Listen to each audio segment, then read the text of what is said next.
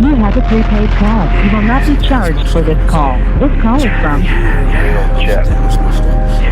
an inmate at a federal prison. Hang up to decline the call or to accept. Dial 5 now. United States of America versus. You know what I've been through, man. You understand, man. Do you understand the charges against you? Walk with me. Yeah. Let's go. Sitting in my cell, silly, knocked out, sleep. Can't work out cause I've been stressing for the past week. Those of the streets got me vexed and it's hard to eat. Lawyer told me my codeine trying to eat his beef.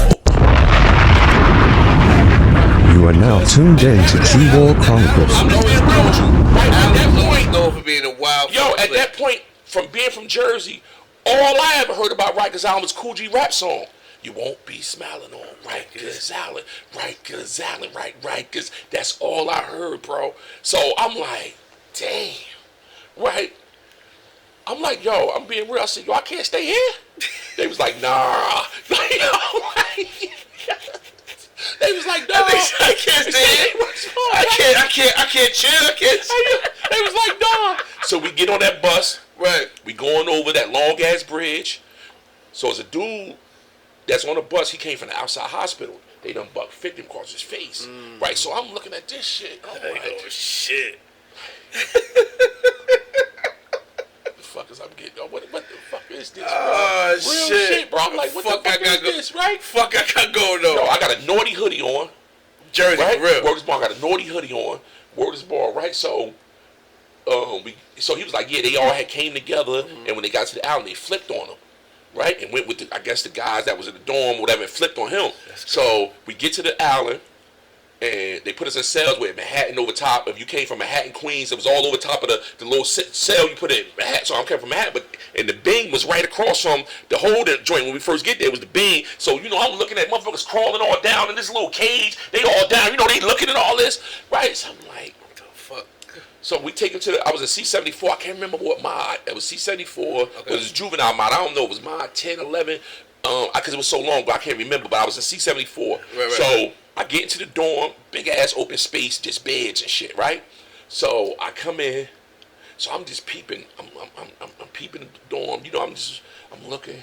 So I see all the Spanish dudes in the back, and all the Brooklyn niggas in the front. And it's like everybody else is like in the middle. It was like they had the Bronx. It was a Bronx little side over here, right? But in everybody else, it was just like you was just like it's like shopping, like niggas going on shopping sprees and shit. Like everybody else is just like, who I'ma pick today? Like, yo, and so I'm peeping this shit, right?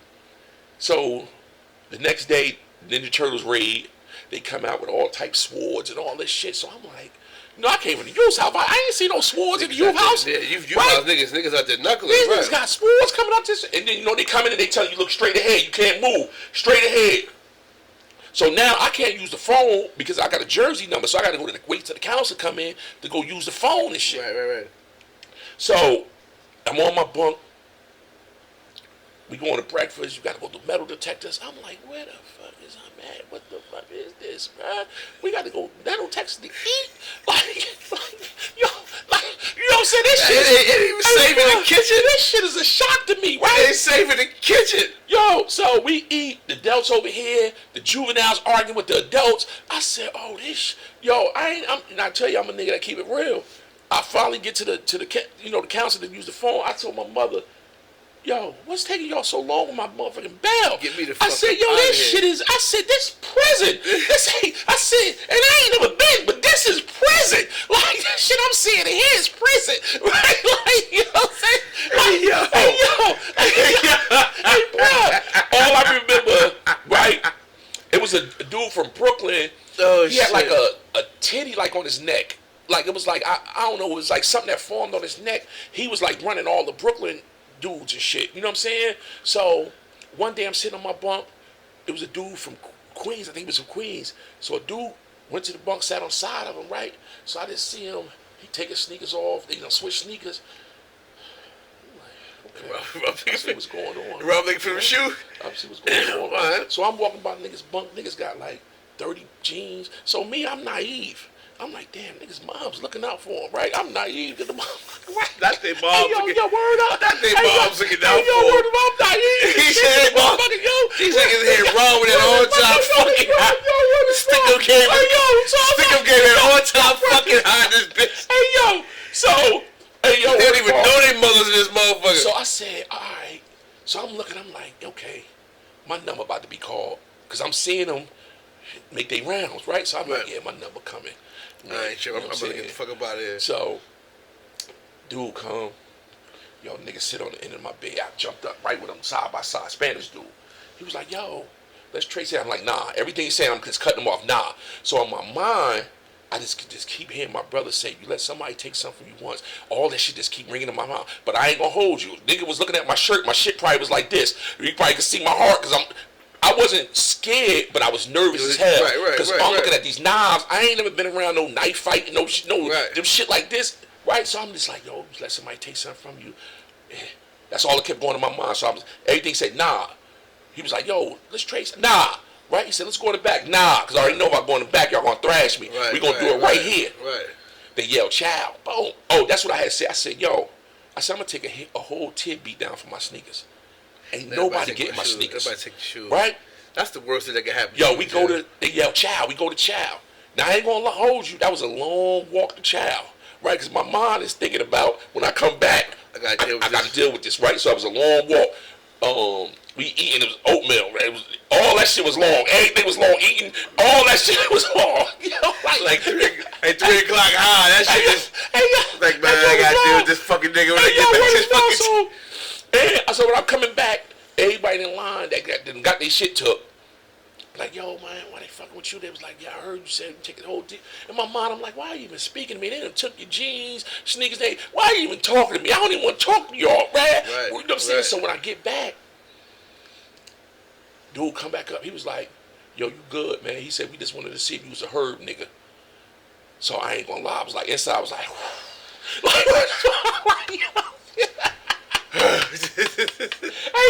yeah, nigga. And I do it again. So I'm like, whew. But what's crazy, my uncle had got locked up with me, so he was in the adult side. So what happened was he told me when I came home, because he ended up getting 6 months.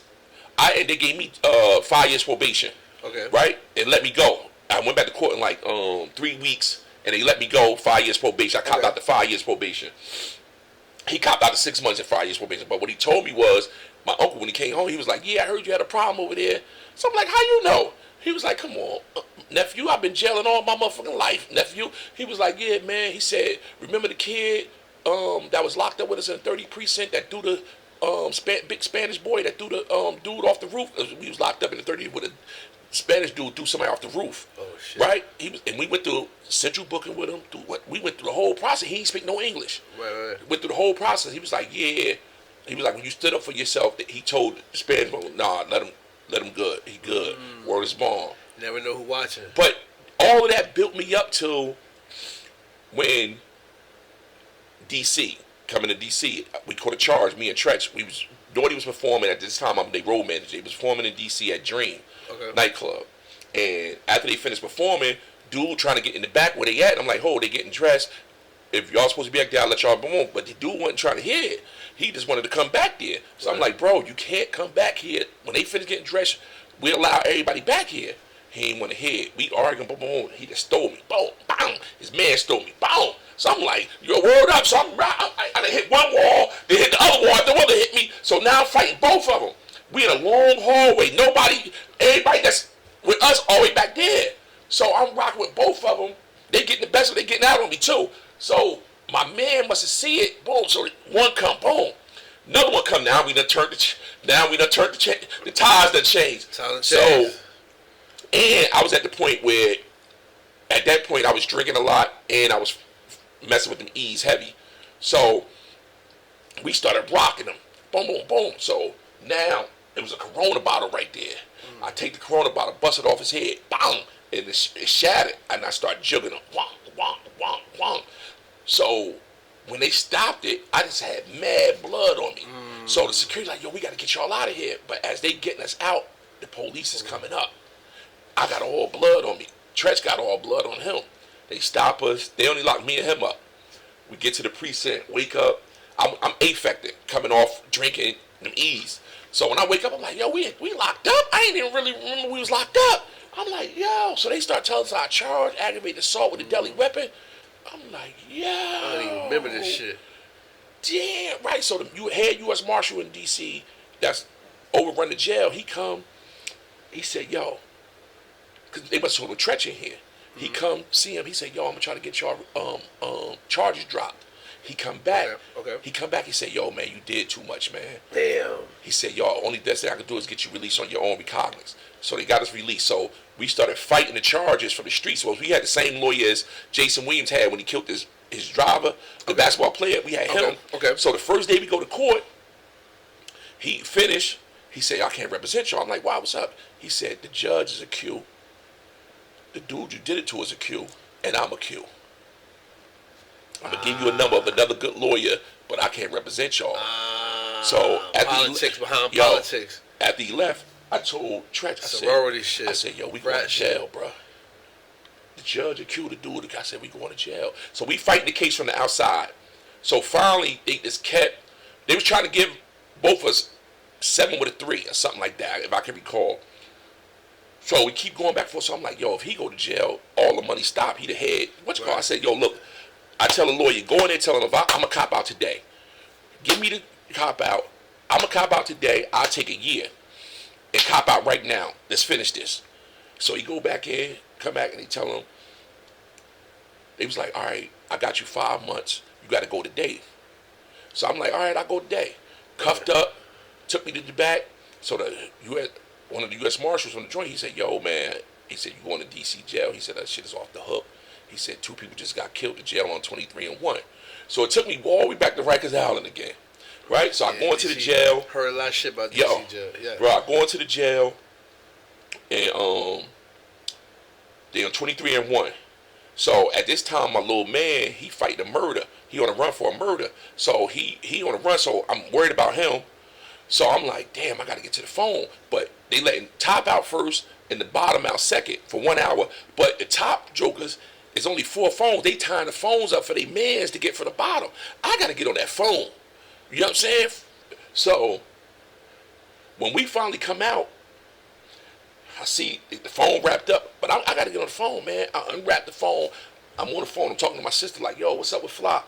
She was like, oh, they caught him at the All-Star. So now I'm like, damn. So I'm like, yo, I need you to send me some money. I said, I get commissary. Boom. So I hear a motherfucker behind me like, yo, who on the motherfucking phone? So I'm just talking to my sister. I'm like, yo, look, if you don't hear from me in a couple of days, I'm in the hole. You know what I'm saying? So I got my foot up on the bench. So I turn around. So he like, I don't know why I get these moments, bro. I turn around. He was like, yo, how long you gonna be on the phone? I'm like, another 10 minutes. He like, all right, wrap it up and tell me when you finish. So I turn back around. I'm like, everything good and shit. I don't know how I get these moments, bro. Like, you know what I'm saying? You got that. Like what's up? You probably, yo, what's up? So Teen Wolf and shit. You put the teeth stuff growing and shit. So I'm sitting in a little day room. I'm in the zone, right? Because I ain't had none of my business and shit. And I had like 2 rental properties in Patterson at the time. So I didn't tie no loose ends up. I just straight went in. So a dude sitting next to me and shit, he was like, he said, yo, I see that double wide. He said, I'm from Cali and shit. Boom, boom. I'm like, oh, what's up? Okay. Boom, boom. So he was like, yeah, I know about that shit. Like, you know, this and oh. So I'm like, so my bunkie was he was back on a writ. Okay. But he was a bank robber. Okay. Old school. But the whole jail, I knew he was somebody because when the top tier come out, they come straight to a cell and just be talking to him. So one dude was like, yo, man, who that big ass young boy you got up in your cell, man? That young motherfucker big as hell and shit, right? So he was like, man, he from Jersey. He was like, that's the one caught the charge over that Mark Bowen's club. They already knew what I was in for. They already knew I caught the charge and I was coming over there already. It was like, he the one that caught the charge over at Dream at Mark Bowen's club. They know Mark Bowen since he's from D.C. Right. But I end up, he actually taught me how to jail my bunkie. Because you know I didn't out of jail at that, you know, at that if you was point. from New York, it would have been different for No, they told me that. Because of Alpo. They don't fuck with that New York shit. Only because of Alpo. The fact that you from Jersey, let me tell you something, in D.C. No, I was there. You know shit. Because from Alpo, they New can't York, stand Alpo. It'd been different for you. They can't stand Alpo, over Alpo, Yeah, man. I tell niggas, They were saying that when I was in there. Yeah, because over Alpo. Yes, so sir. I was locked up with all the dudes Rayful Edwards had told on, that came back and he told on. I was locked up with all of them. They had the whole top tier, right? So my bunkie said to me, he said, "Youngin, man, how much time you got?" I said, 5 months. He said, "Well, why they got you on this tier?" I'm like, "I don't know. This what tier they put me." I'm like, "Why?" He said, "Man, this tier is where all the murderers at." I said, I was in Southeast 3, right? I said, "The murderers." He said, "Yeah." He said, "You got 5 months?" And he said, "Man, all these motherfuckers in here facing 30s and lives. They came back on writs." He said, Rayful Evans people, the one he told them, that's all them dudes up there. That's Rayful Evans who told Rayful tell on. Boom, boom. I said, "Yeah, I don't know why I'm here with only 5 months. I ain't got nothing in common with you niggas, right?" Yo, look. I got nothing in common with you niggas. I ain't got nothing in common with you niggas.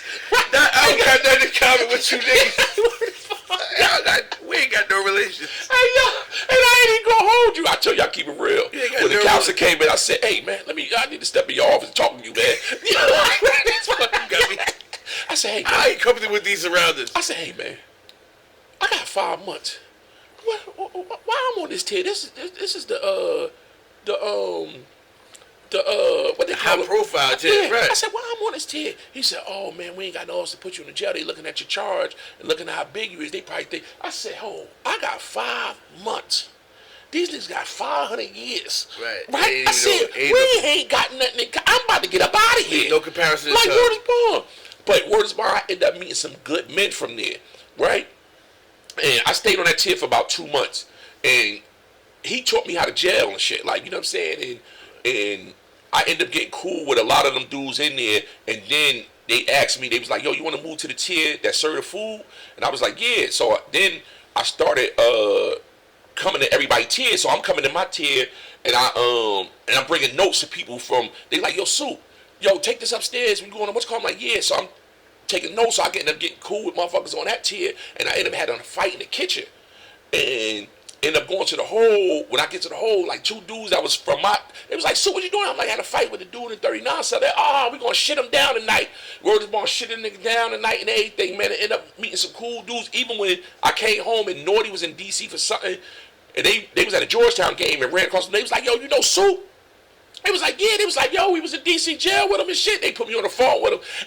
And what's crazy is I started picking, when you was around somebody so long, you pick their lingo up. Kill Mo. Yeah, I started calling. I'm so out of my, like, "Yo, what up, Mo? Joe. Like, where's Mo?"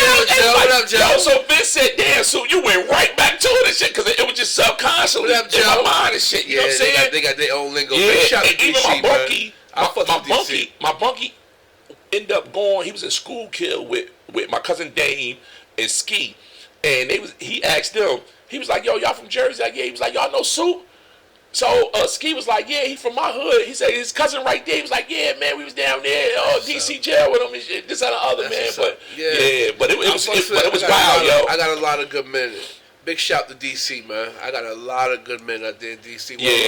One of my close partners just went down. He just caught 12. Yeah, we was in Cumberland. We was in Leavenworth together, and he just going back fresh on the 12 right now. You know what I'm saying? And unfortunate situation. Free my nigga Kev, man. But yeah, big shout to DC. I fucks with DC. DC party scene is amazing. Yeah, man. They party scene is amazing. They food is amazing. They vibes. They got beautiful women down there. Yo, DC is the first place I seen Nike boots. Yes. Yo, the first spot when I was in DC jail 2003, dude had some Nike boots. I'm like, "Yo, what is those?" Yeah, he was like, "Oh, these Nike boots, y'all ain't got them." I'm like, "Nah, we ain't got them on top, yo." I saw my first pair of Nike boots in the Feds. I'm like, "What the fuck?" Niggas like, "Yo, these," and the DC nigga had them on. Word. You got Nike checkers them. Fuck them Canal Street boots. Yo, what the fuck word, those? yo. They like, "Nah, these the Gordons or some shit." And yeah. that shit got. I'm like, "Yo, this is it's really a thing." Yeah. Baltimore and the DC dudes, they introduced me to Nike boots. Yup, that's why I first seen them. DC jail 2003. Dude had them on, and when I got out, I tried to get them to drive me so I could get me some, because I wanted to be the first one up in here with them joints. But they Naughty had a show that same day. And they came and picked me up, and we just shot straight to Pennsylvania. That's what's up. So from the 5 months, came home. You was more so on the management shit. You really wasn't with the hustling shit. Yeah, I really was. I was on a hustling so I ain't gonna lie. I was so wild on the road, man. I was just doing so much on the road that they was like, man. The manager was like, "Man, we got to get this out the Richter, yo." Like, I ain't gonna lie. hindsight thinking back, I was out of control out there, man. Out of control. Out of control. So I ended up getting fired like 2004 or 5. So I'm like, yo, man, only thing I know is hustling. And I took it back to the streets full steam ahead, man. Full steam ahead. Full steam ahead, bruh. 04 to 08. Yeah, 04 to 08. That's when you got jammed up. Yeah, I got jammed up, man. Word so you had a 4-year run, 3-year run. Yeah, but it's, yo, what's crazy is the dude that jammed me up, right? Everybody kept saying, why you, I'm like, man, nah, man, I know a sister. Actually, the dude that jammed me up, we had gotten to a situation, and I had whipped on him. And then his sister called me, was like, yo, that's my brother. Blah, blah, blah, blah. I'm like, word. I'm like, yo, he disrespected, man.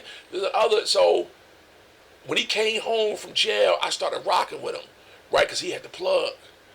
But I knew he was soft, but he had the plug. You know what I'm saying? So I'm like, and what's crazy, you know, at this time, you know, the gang culture is like at full steam. Like how you mentioned about, you know, when we was doing it, it really wasn't no gangs on the East Coast. It wasn't no gangs. So like when we used to get in the shit, like when we go to LA, we on the road in Minnesota, you know, we see dudes and dudes be like, yo, what's all that slob shit y'all niggas be talking on the records? Because at home, niggas wasn't gang banging at home. Like, you know what I'm saying? Nah. So it's like, yo, we get on the road and we're getting to it at the shows, and motherfuckers be like, yo, what's all that slob shit y'all talking? Because at that time, Crips dominated everything back then. It was 8 to 1. It might 8 Crips to 1 Blood back then. You really know, like, Bloods used to have to be on the low. Like, even when we was in LA. Bloods was on the low. It's still outnumbering. It's more now, but we're still outnumbered out there. Yeah, it was different, bro. Like, you know, we go to LA. I remember I wanted to go to Century Club because I heard Dre talk about the Century Club. Okay. And so I'm telling the homies, like, yo, let's go to the Century Club. They're like, all right. We get to the Century Club, dudes walking out like, yo, be careful, they out here. So, you know, I'm like, what? I'm like, yo, Squeak, what they talking about? He was like, oh yeah, man, this 60s hood. The 60s hood. I said, 60s hood? He was like, yeah. So, my man Squeak Rue, he neighborhood power Rue, he from the group All from the Eye. Okay. So somebody called him over there.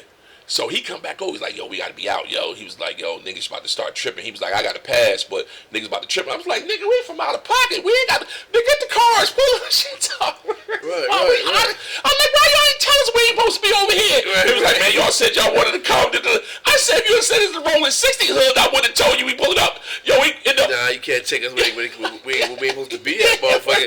I said I wanted to come outside. I ain't want to die coming outside. Right, word. And Cali's so fucking flip floppy with the blocks and the streets. If you ain't from out there, you'll think of some shit that's the suburbs. How we looking at me? You see manicured lawns, palm trees, nigga. That's straight hood. Don't get it fucked up. That shit get dark. You be like, whoa, you know what I'm saying? You take one wrong route, one wrong turn. Hey, what that be? You know what I'm saying? So it's like I've been out there. When back then it was so. You know, this is back when the culture, this 0405 shit is reckless out here. So, homies I know, and I fuck with homies from both sides and shit. Mm-hmm. They wanted to throw them in the trunk. And I'm like, nah, man, y'all can't do that, man. I'm eating, and I'm stopping it, man. This is the same joke and done bang me out, man. Now, are you going against your gut with this? Yeah. Because it got to the point where it's one of my mans, you know. And I had told somebody, I'm like, yo, I kind of felt like it wasn't for my brother. He would have did something to me. Because he got to the point where I kept getting in the way of it. And you know, somebody just be mad, be like, yo, man, you keep, and I felt the energy like, yo, man, you keep getting in the way. It was like one of those, like, man, you gonna get it. Like, it was one of those, like, you keep getting in the way, it's lit. Like, yo, like, man, like, you stopping it, and like, bro, like, we respecting it because you respect it because your brother, but bro, you stopping a mean lick and it's like, yo, when he banged me out, I thought about all that and I was like, yo, man, I stood in the way of these dudes is active. They on go time, like, you know what I'm saying, and you bang me out. But also on the flip side of that coin, you know that he saw. I knew. That's why after a while, but he did previous time though. Yeah, but he did 9 months and then he came on an ISP. Right. So he Even when he caught the Fed case, he was on ISP. he ain't cut for it. Nah. So even my co-defendant, when he first caught the case and he had got out, I'm telling my co-defendant, bro, he working. He was like, nah, Soup, what you think? He was like, he got to pay. I said, bro, he working. I said, he on ISP. I said, it's an automatic jail drop back to the county because you hustling on ISP. That's an automatic motherfucking violation. Jail drop back to the county jail. Do your violation. Then you got to come back to fight the Fed case. I said, he out, bro. He working. And this same nigga that got you. Yeah, he got my co-defendant too. The one that was saying that, no, he good. He banged him too. No, and you told it? And what I found out was he in the store with him while I'm saying, yo, he ain't right. He ain't right. I'm telling you, he ain't right. He with the nigga. He and my man own a chicken store. He in the This store. is why you in fighting this case. No, this is before they banged me. They banged him first, right? Then he got out. So I already knew from the inside, from the county, when as soon as he hit the county, that's how I knew he was locked up. I didn't even know he was locked up. My peoples from the county hit me and was like, yo, B just came through here. And I'm like, word? He was like, yeah. I'm like, yo, I just talked to him this morning. He was like, yo, he ain't here. I said, I called his sister like, yo, your brother got banged. She said, yeah. The feds knocked him off this morning. I'm like, word? So the next morning they hit my phone. Yo, I don't know where he went, Soup. He left. They came and got him this morning. I'm like, oh, man. I started getting scared. I'm like, oh, man. So I hit his sister. Yo, they moved him? She said, I don't know. She called me back, yeah, they moved him to Hudson County. I said, oh, he working. Next you know, 3 days later, he was out. You on ISP. So I'm telling my man, which is my co-defendant too, bro, he working. Whole time he in the store with him, I'm like, yo, the nigga working. So they end up banging me like, I had went to Charlotte because I was like, yo, they about to bang me. So I hauled ass to Charlotte because my older kids lived there. I hauled ass to Charlotte and shit, man. Right. And I had a newborn at the time. Okay. So, his mother kept saying like, yo, you just left. But I'm knowing they about to get me. You know what I'm saying? I'm with the dude every day. I'm on his phone constantly. If they got him, they got me. They got him, they got me. Yeah. Right. So I'm like, so I get comfortable in Charlotte. I end up meeting my sister from Newport News and shit. Okay. So she introduced me to Iverson, man.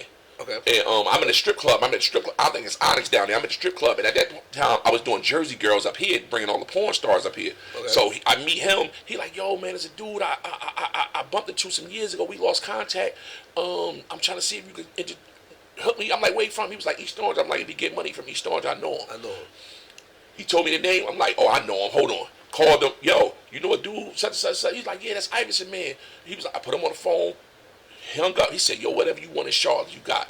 I said, you know the owner's of the strip club? He's like, yeah. I said, I bring porn stars. Meet the owner. So now I'm about to set myself up. Right. So my son mother, they all from Charlotte.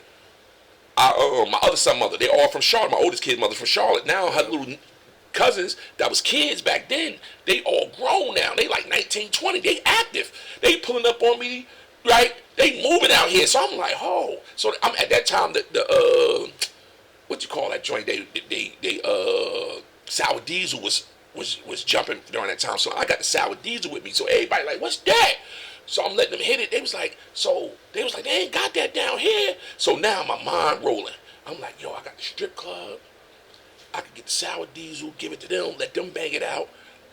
I said, then I started rolling around like, yo, everywhere sell pork. So I'm like, ain't nothing down here sell chicken sausages, turkey sausages.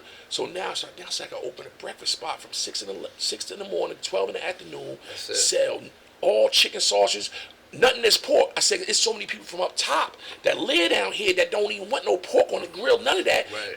I said, that's 3 ways of money I can get. The majority of that I met a chick from Memphis, right? Started fucking with her. I'm like, oh, I ain't never coming back. Words, I ain't coming back. I ain't got to come back. I ain't coming back. Right. Why would you do that? Man, my baby mother kept hitting me. You just gonna leave us up here? I'm like, yo, they about to bang me. Man, I come back, man, 2 days later, man. I'm down at 50 Walnut Street.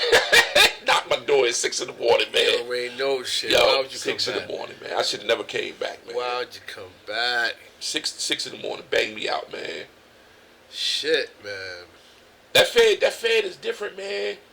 That shit was a reality check for me, man. So when you realized this wasn't no state shit? What was that?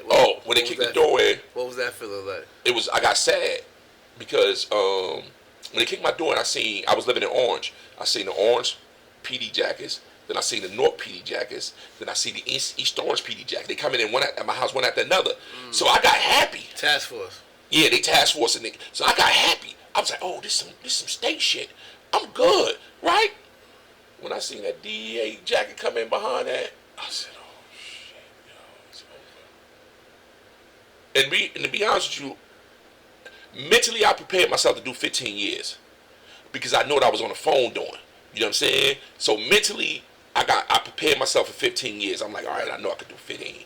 I got 15 in me and shit. You know what I'm saying? So when mentally you prepared yourself for 15 years. For 15 years. Yeah. That's crazy how we can prepare ourselves for 15 years. Yeah, that's how I looked at it. I said, all right, I know they got some. I'm on his phone. I know I've been rocking with this nigga for like a year. Right. I know I just been moving with other jokers. If they got my phone tapped, I'm knowing they hearing me. Boom. So I'm like, all right, 15. I got 15 in me. Do 12 off that. Right. You know what I'm saying? Right. Mentally, I'm saying to myself, all right. You know what you gotta do. Anything else after that? So when it's crazy because my brother was fighting a triple homicide at the time. So when they took me to the Fed building, this is when I knew the snitching shit was like different on a whole nother level. Okay. Right? Okay. They took me in a room. They came, woke me up, took me out the cell I was in, took me in a room. This is the Great Monster. No, this is at the Fed building. The Fed building. Okay, yeah, this is at the Fed building. They took downtown. Me downtown. Okay. They took me in a room when you go up underneath that. So they took me in a room. They come open the room, walk me in another room. When they walk me in, they got two dudes on the other side of the table. Okay. Dude right here. So he like, yo, I just want to let you know. We know everything about your brother. We know everything about you. He was like, I just want to know, do you want to help yourself? They got you coded for that at this time too. Yeah, they got us too. They got him too. Okay. So just y'all two got booked that morning. Us too, but with the Feds conspiracy, right. The other dudes, I didn't even know these dudes. Right. We on a case for dudes I never met in my life. Before. Okay. You know what I'm saying? I don't even know half the dudes that's on my case. Okay. So he said, you want to give us some information about your brother? Right there and there, I was like, yo, this shit different. For them to ask me what I tell on my brother, it was like, damn, this is what these niggas are here doing? Like, for you to ask me a question. You even coming at me like that. I said, this what these niggas doing? These niggas just in here telling on everybody? Right? So I said, yo. So I said to him, yo, let me ask you something. I said, anybody ever tell you like Damon? What's the baseball player from Boston with the long hair? I forgot his name. I wanted his name Damon. Johnny Damon. I said, anybody tell you like Johnny Damon? He was like, yeah, I get it all the time. I said, yo, take me back to my cell. He like, you don't want to help yourself? I said, bro, I made my bed. I'm going to lay in it, bro. Right. Take me back to my cell, man. What the fuck are y'all talking about? So, boom. When they take me back to my cell, they bring me back like an hour later, fingerprint me. When they fingerprint me, it's a East Orange police officer, used to be task force, that done locked me up damn near my whole life in East Orange and shit. So he fingerprinted me. He was like, I told him you weren't going to break. He said, I told him before they took you in the room. He ain't one of them. And he was like, we've been locking this motherfucker up for forever. Right. So he fingerprinted me, right? And he picked up his phone. He said, if y'all can stay off these, y'all never go to jail. That shit stuck with me. Because when I finally got the little bit of paperwork I had, when they give it to you, right before you go to court, and they give you that little shit what they got. Right. So it was all my charges was phone calls. Wiretaps. All of them. Me ordering, yo, bring me 90 bricks. Yo, bring me 100 bricks. All on phone. But what made me knew I was good was I got locked up December. They had wiretaps from September to December. So everything before that, they ain't have. So, because they would have heard hella shit before. They only caught a little bit of the situation. With me asking him for certain shit. Right. And once, so what happened with him was before I found out he really got in the feds, he had got pulled over 2 weeks prior. And I kept calling like, yo, where you at? And he said got pulled over for driving without a license. So I'm like, yeah, but you've been going for 2-3 days. He's like, yo, my bail was $5,000. And then, but when you running in the streets, you're not sitting back thinking, well, who gets a $5,000 bail for driving on license? That shit should have. But something told me something wasn't right, but I didn't think the police, because I kept saying something ain't right, something wrong. Right. So I'm seeing him, calling him like, yo. So he said some girl bailed him out for $5,000, boom, boom. So at that point, he used to give me the work, front the work to me. So he used to be calling the phone, yo, you finished yet? I'm like, God damn, you just gave it to me. But he used to be thirsty to get his money because they was fronting him. So when he got out, I'm trying to give the dude his money, and he wasn't taking the money. He was like, oh, I'll be over there. I'm going to be there. Right? Now, mind you, this is the same dude before this. He dropped something off to me 2 days later. He called me, yo, you done? Like, now I'm trying to give him the money, and he ain't. Right. He like, yo, I'm going to come. So my son mother said to me before, when we first moved from Elizabeth, I was living in Elizabeth, to Orange, she was like, why you telling where we live at? She said something about this guy I don't trust. He's scary as hell. I don't trust this dude. I used to tell her, shut up. You don't know what you're talking about. And you know, and I said this in previous episodes, them women, they be knowing when the nigga ain't right, bro. She said to me, she said, why did you let him know where we lived at? She said, he ain't right. She said, he's scary. He ain't right. Something about him don't sit right with me. I'm like, man, shut up. You don't know what the hell you're talking about. Whenever your mother, sister, girlfriend, anybody say anything like that about somebody, they've always been right. Yeah, they're always right. Always been right, yo. Yeah, they always. So always been right. So he never even got the money. Even till I got locked up, he never came and got the money. Okay. So I kept saying something wrong. This nigga ain't coming to get the money. So I'm telling him like, yo, what's up? We got anything? He was like, nah, man, I don't even answer. I'm like, well, what? Because he had 2 plugs. What the other one? He was like, they ain't answering. So I said, how we go from having non-stop, you calling one dude or another one, to not having nothing? What happened? Right? So my antennas is going up, but I'm still not saying the feds. So what? In hindsight, what happened was, when he said he got locked up for the driving no license, they banged him. They must have let him go. Like, look, this is what I'm gonna do. I'm gonna pull this one, and they banged him, let him go, banged all us. But he kept trying to meet with me when he officially got locked up, and they let him out. He kept trying to meet up with me, and I wouldn't meet up with him. You think he wanted to tell you some shit? No, I think he was wired for sound. That's what I personally think. Because what I think was they didn't have enough on me. Because they didn't even know who I was at first. He told them who I was on the wiretaps. They didn't know it was me. So I think he didn't have enough on me. What they wanted, and he was going to try to come and like we start, you know, how motherfuckers start talking about stuff. Bringing shit up. Yeah, and I was like, I wouldn't meet with him. I'm like, nah. I'm like, so then he started trying to get the money from me, but something just told me not to hand no money over, nothing. I was like, I deaded everything. So I was doing Jersey Girls. At that time that night I had Roxy Reynolds there. And he came. But I had told the manager, like, yo, bro, don't let him in here. Boom, boom, boom. He outside. It's raining. He had a Columbia rain suit on. At that point, Joker's been stopped wearing rain suits. This 2008.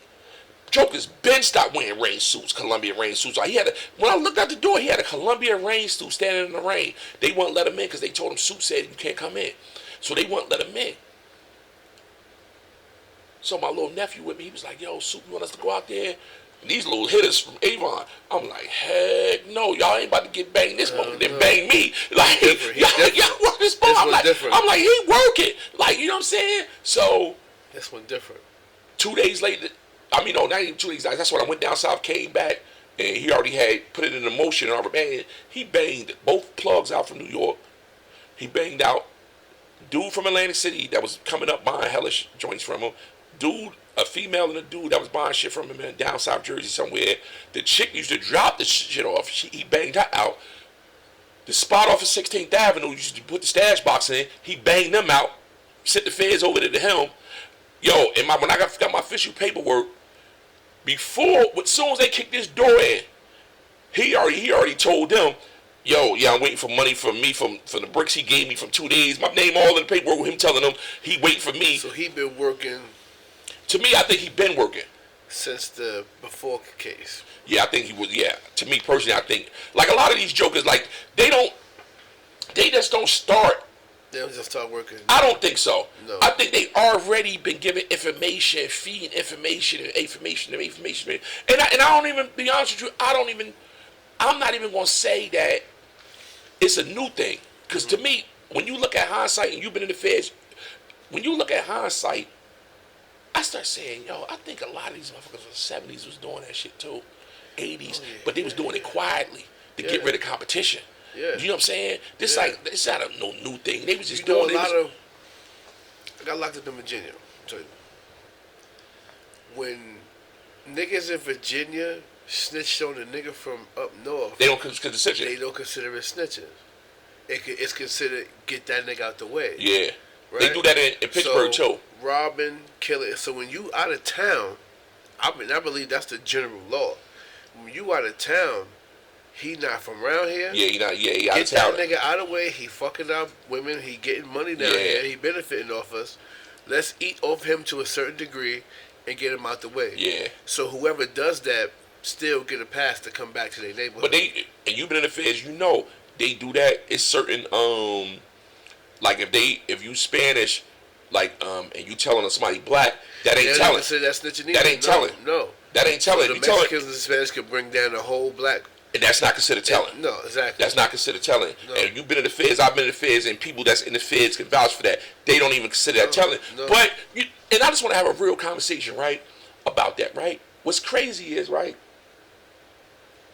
and you know this, right, they could bang us out, and they consider telling.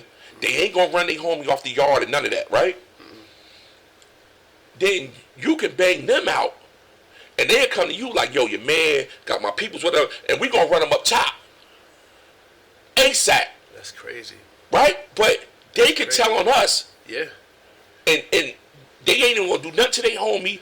Ain't even gonna be called to the because it's you ain't part of our shit. Exactly. But then if we bang, I want people who won't bang us out, but they'll bang them out, and they come to us, we gonna run a nigga up top because we just got certain standards and We come from and shit. different. That shit we a law about it. It ain't like my nigga. Like we all know what we signed up for. Nobody put no gun to our That's why heads. when certain niggas rat, it be heartbroken. The heart is yo. What him? Yeah, like yes, you come from a yes. from a bloodline of gangsters. Like, But you know what's so crazy? And you know this because you've been around.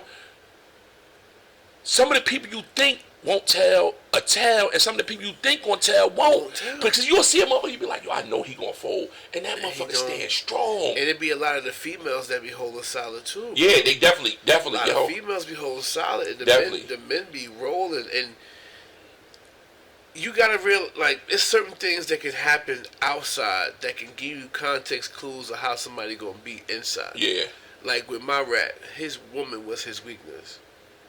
So I already know once she put the nigga, you better get home. It's over. It's over. A lot of these jokers I women. got my woman support. When you hear some niggas be like, man, I miss my girl, man. You got kids, right? Yeah, I got kids. You don't never say you missed them. You just missed the girl. Like, niggas be wanting to get home to these women, bro. Yeah. A lot of these jokers. A lot of these niggas they gonna bang you out over these females. Like, no bullshit. Inside the county jail, for some reason, niggas always like to let you read their mail and shit. So I was in Virginia, had a celly. He was like, yo, I want you to read this letter, yo. His baby mother was telling him, basically, I'm not bringing your daughter to no jail to come see you. I just talked to the prosecutor. You need to do what you got to do to get yourself out of there. You're dumb as fuck because all these niggas out here just trying to fuck with me. And these niggas supposed to be your friends. Do what the people want you to do and get home to your family. So he like, man, what you think about this? I said, I think you need a new baby mother. You know what I'm saying? I said, nigga, your mother could bring your daughter to come see you. And secondly, if you decide to take that route, you got to get the fuck about this room. You know what I'm saying? Straight like that. So about a week and a half, 2 weeks later, I come in from rec. He packing his stuff up. I said, He's like, man, I said, no, leave all the food. The food stay. Yeah. Leave all that. You ain't taking that. You ain't taking none of that, but you nigga, the fuck out of here. You not taking none of that. Matter of fact, hey yo, this nigga moving out the cell because he about to tell us about the hell yeah. Wait, what? You come on, bro. Like, yo, that Virginia shit different. And big shout to my Virginia niggas. I got a lot of good niggas down in Virginia, but the snitching down there is different. Yeah. I had a nigga come to me. I just got sentenced. My case was on the news from the day we did it to the day we got sentenced. I had a big case down there. Nigga came to me. He said, "Man, you just got sentenced, huh? 10 years, huh?" I'm like, "Yeah, I gotta go do." He said, "Man, I got some cats from Minnesota we could roll on." Damn. I said, "Excuse me?" He said, "You know, you ain't from Minnesota. I ain't from Minnesota, but I got, you know, I got some information that we could, you know what I mean, we could go to the people and just read the script." I smack fire out that nigga. Damn. What the fuck wrong with you, bro? You had a nigga in Virginia that said, "Yo, I'm selling bodies for chicken trays. You give me a chicken tray, I'll tell you who caught the body, what gun was used on the body, damn. and then you can use that to get out." Nigga selling, yo, I swear to God on my mother's life, yo. Nigga said, "I'm selling bodies For chicken for trays. chicken trays." That shit's crazy, man. This shit is vicious, man.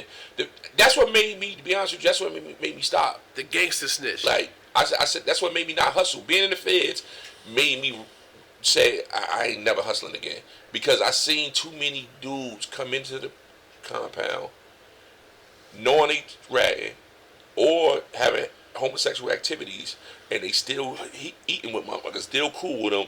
I said, I ain't got no win out there. I'm seeing Muslims ain't checking no white paperwork. Mm-hmm. I'm like, bro, I done had all them situations. I'm like, I ain't, nah, man, it's done, it's over. So when you got to the feds, your first stop was Fort Dix. No, Petersburg, Virginia. Petersburg, Virginia. Now, did they uncheck paperwork down there? Yeah. So once I got on compound, yo, and that, you know, it was my introduction. I don't know why, just everywhere I go, like being locked up, I just find myself around the real niggas, right? It's just because I just be around niggas in the streets that you just subconsciously, I mean, you come from adapt to all of that. You come from real niggas, Yeah. though, bro. So it's like when I got into the off the unit, I'm walking down my joint. I get in the unit, right? So you know, when you first get there, you ain't got no Walkman, you ain't got nothing to see the TV, so you got to go in one of the day rooms so you can hear. Right. So I walked to both day sides. I looked at the one, then I looked at the other. I'm like, this the one right here, right? So I walk in, I sit down. So dude from DC was like, "Peace, bro. Where you from?" I'm like, "Jersey." He was like, "Yo, you know your homies? Your homies know you here?" I'm like, "Nah, I just got here." He was like, "All right, the next move, I'm gonna get your homies." Right, okay. So the next move, they go get them and shit. My man Bone, he was running the car down there. He just ended up getting life in Virginia when he came home. Fentanyl case, 2 people overdosed, and he took him to trial and lost. And Bone was running the car. Damn. So he was like, he came down. You know, everybody meet you. They got the care package for you and everything. So they was like, "Yo, on the next move, come to the yard. Come, showing me where everybody houses at. This is where we sit at to eat. You know, this is where we in the yard. This is where we at. This is where this at. Boom, boom, boom, boom, boom, boom." So they give me my shit. The next day I come out and said, so Bone was like, "Yo," he said, "already got the word on you, Soup already. You good? You ain't got to show no work." I'm like, "Nah, my nigga. Like, I want to show my shit. I still want to show my work. Right? How you do it?" So they told me the dude that do it, write the paperwork, send it to DC to get your sentencing minutes and sentence.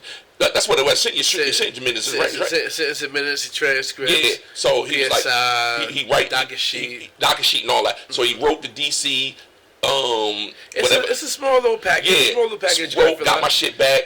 Gave my shit out. Boom, shit come through legal mail. Yeah. Gave my joint out. It was like, all right, boom, and you know that's how I played out and shit, man. But it'd be funny because, you know, everybody else, they'd be like, "Look, you know, if you ain't right, tell us now. Because when this shit come back and ain't right, we putting feet and hands on you, man, making us go through all this. So if you ain't right, go on, walk up top and tell you." But you know what's so crazy? As soon as I hit the compound, the police, you know, they strip you naked and all that shit or whatever. So he was like, "Yo," he was like, "You double I?" Right? Mm-hmm. I said, "Nah, I ain't no gang member." He was like, "Yo, man, I'm from Bloomfield, New Jersey." It was shit. Yo. Oh shit. They got no fucking tattoos, nigga. Know the fuck them tattoos, nigga. I grew up around tattoos. Fuck you talking about, nigga? Yo, Lieutenant said, "Yo, fuck your head up real quick. I'm from Bloomfield, New Jersey and shit, man." I said, yo, man. I said, man, I'm from Jersey. I said, I'm down here. I said, I'm on Muslim time. He said, all right, you say that now, right? So he said, I ain't gonna see you on the compound walking around with the bloods and all that, this and the other. I said, man, people from Jersey, you know how this shit go, right? Yeah, this shit go, right, Swear to right. God, right?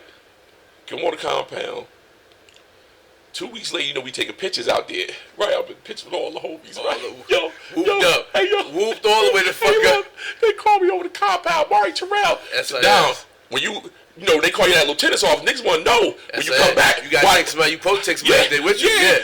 Two of y'all go up there. So I go up to the motherfucking joint, right? So, but I'm fresh shit. I ain't know at the time. You got to take a motherfucker with you. You got to take a motherfucker with you, yeah. So I can leave right out the yard. They call me the compound. As soon as I walk in, motherfucker said, strip ass naked again. He said, what's these pictures? Now they want to take pictures of you, right? He said, all these pictures in here with bloods. You telling me this is a strip ass naked, right? Now they took they all damn near my ass crack taking pictures. He was like, let me tell you something, yo. You do some shit on this goddamn compound. We shipping your ass right the hell up out of here. Put my shit up. I come back out. So Bone like, Soup, what they call you up there for? I said, man, pictures with y'all. So he was like, what? I said, yeah, I want pictures with y'all. So they called back up to the office. That's crazy. You keep talking about you ain't on game. That's crazy. That's fucking crazy. Yeah, SIS, that's hey, yo, on it. Hey, yo, look, so I said, look. I said, what are you talking about? I said, it's Crips in the picture, Bloods in the picture. You know all these people, Muslims in the picture. What are you talking? Listen, Terrell, get your ass over there, get naked, and let me take these pictures. Bro, they take that shit. They take that shit. Yo, that shit's crazy. Yo, but that was, I was down in Petersburg, right? So, me, my man, damn, man.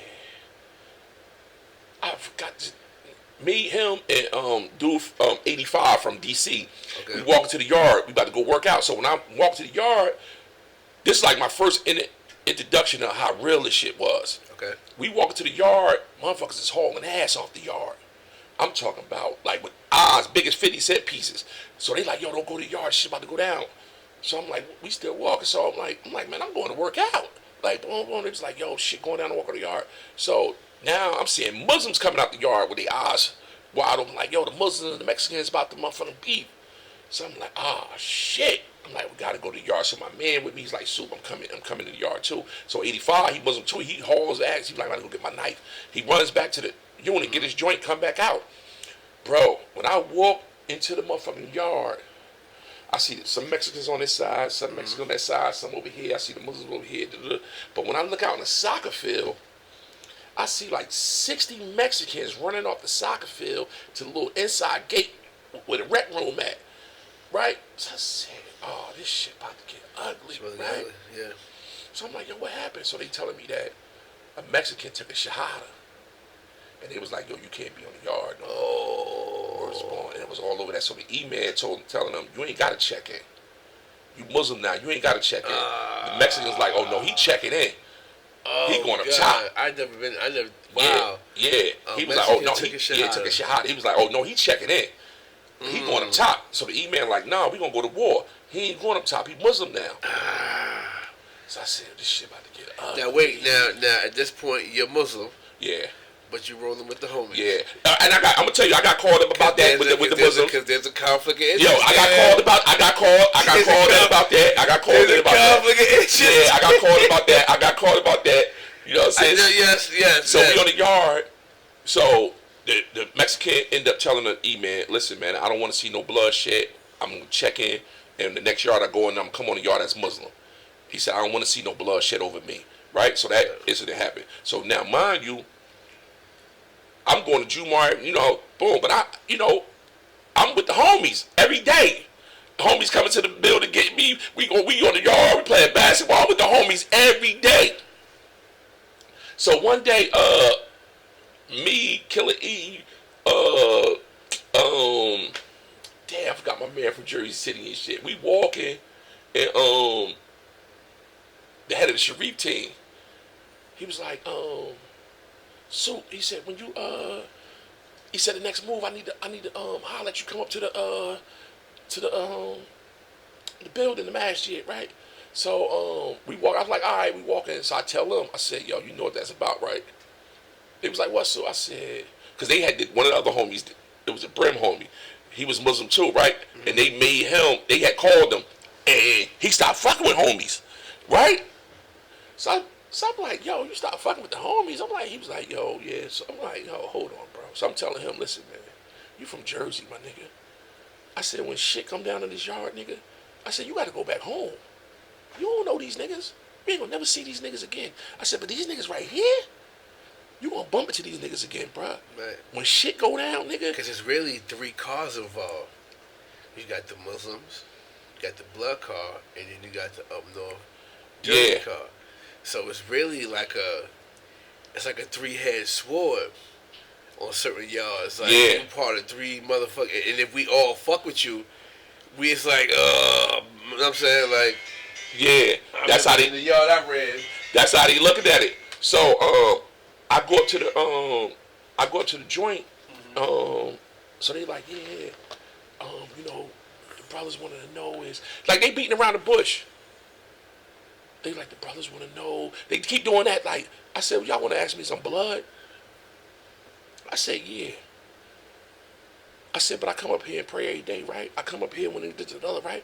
I said, these the homies. I said, these niggas is from New Jersey. Right. I said, let me explain something to y'all.